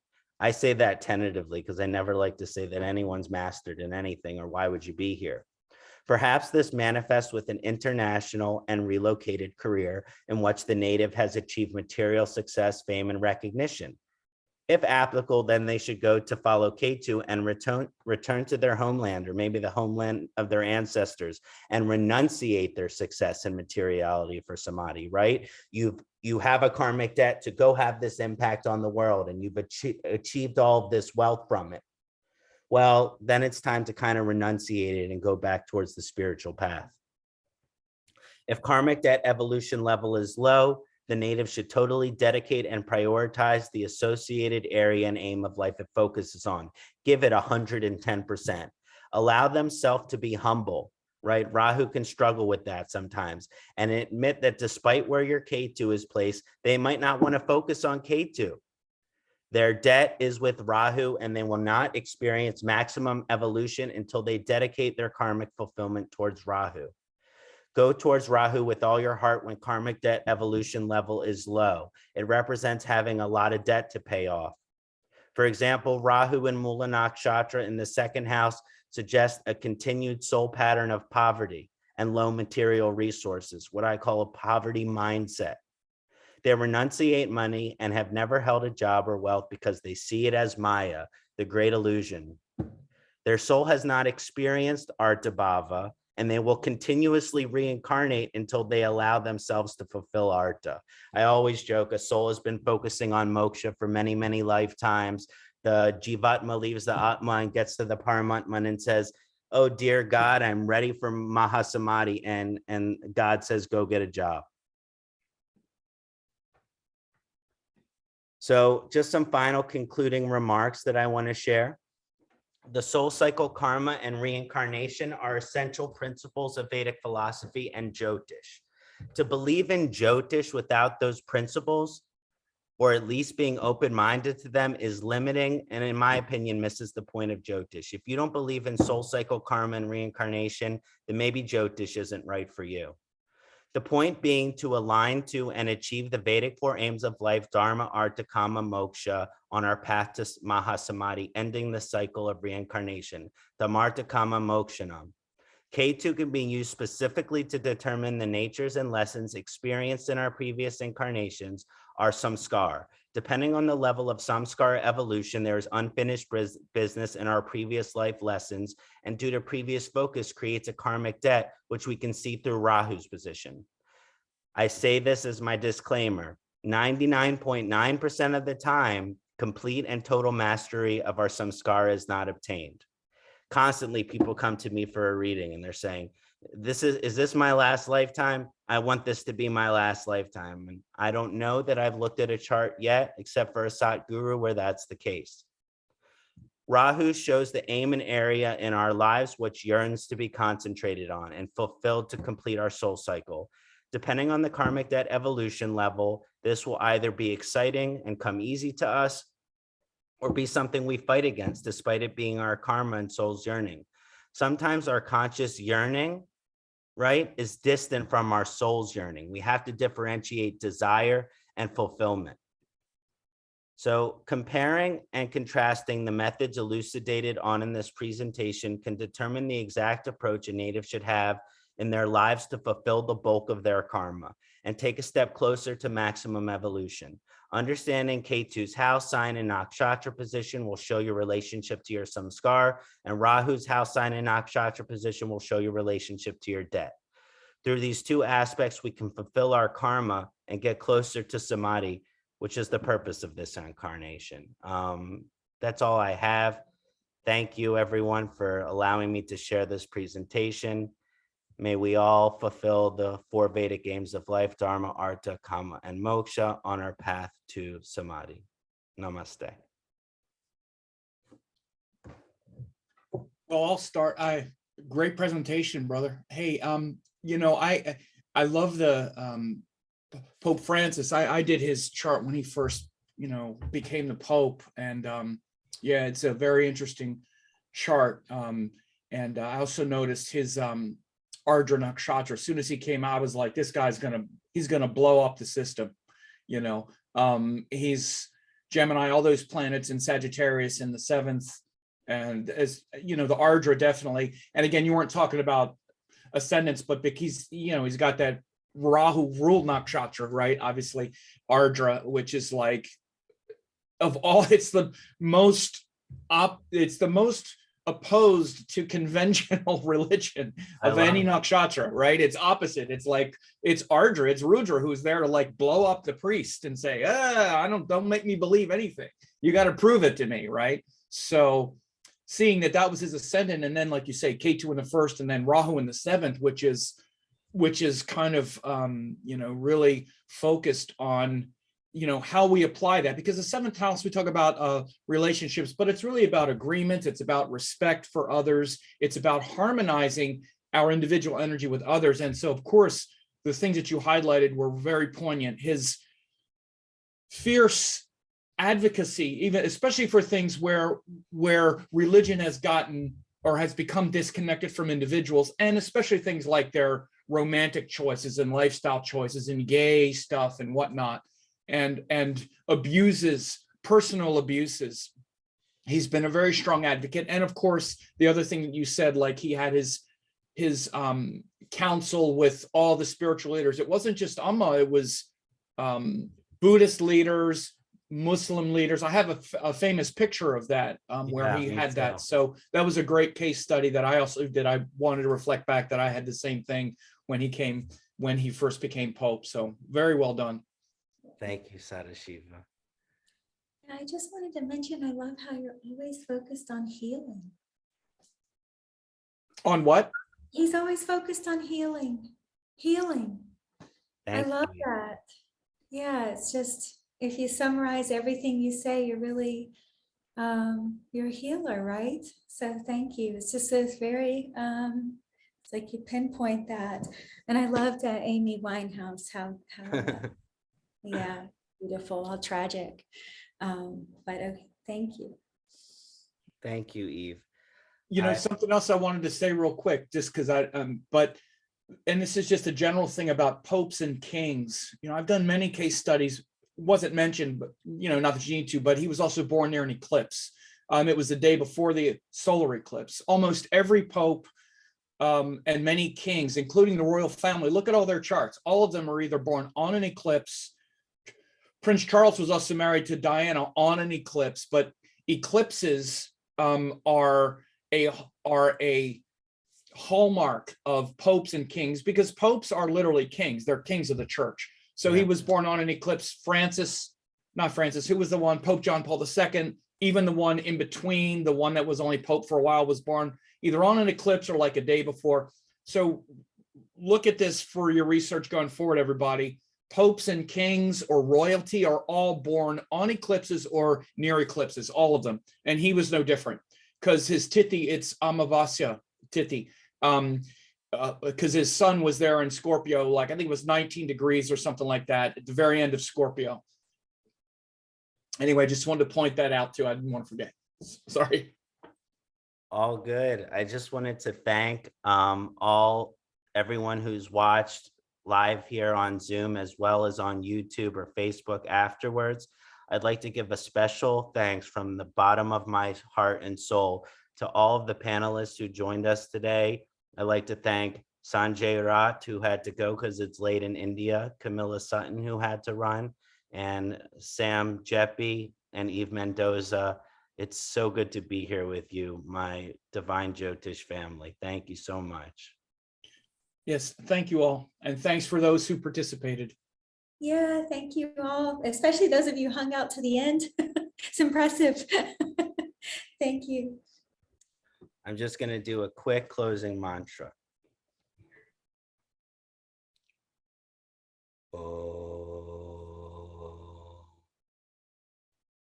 Sahanau vavatu, sahanau bhunaktu, saha viryang karavavahe, tejasvina vaditamastu, ma vidvashavahe. Om Shanti Shanti Shanti. Om Shri Guruvyo Namaha. Harihi Om. Hari Om. Thank you, brothers. Thank you.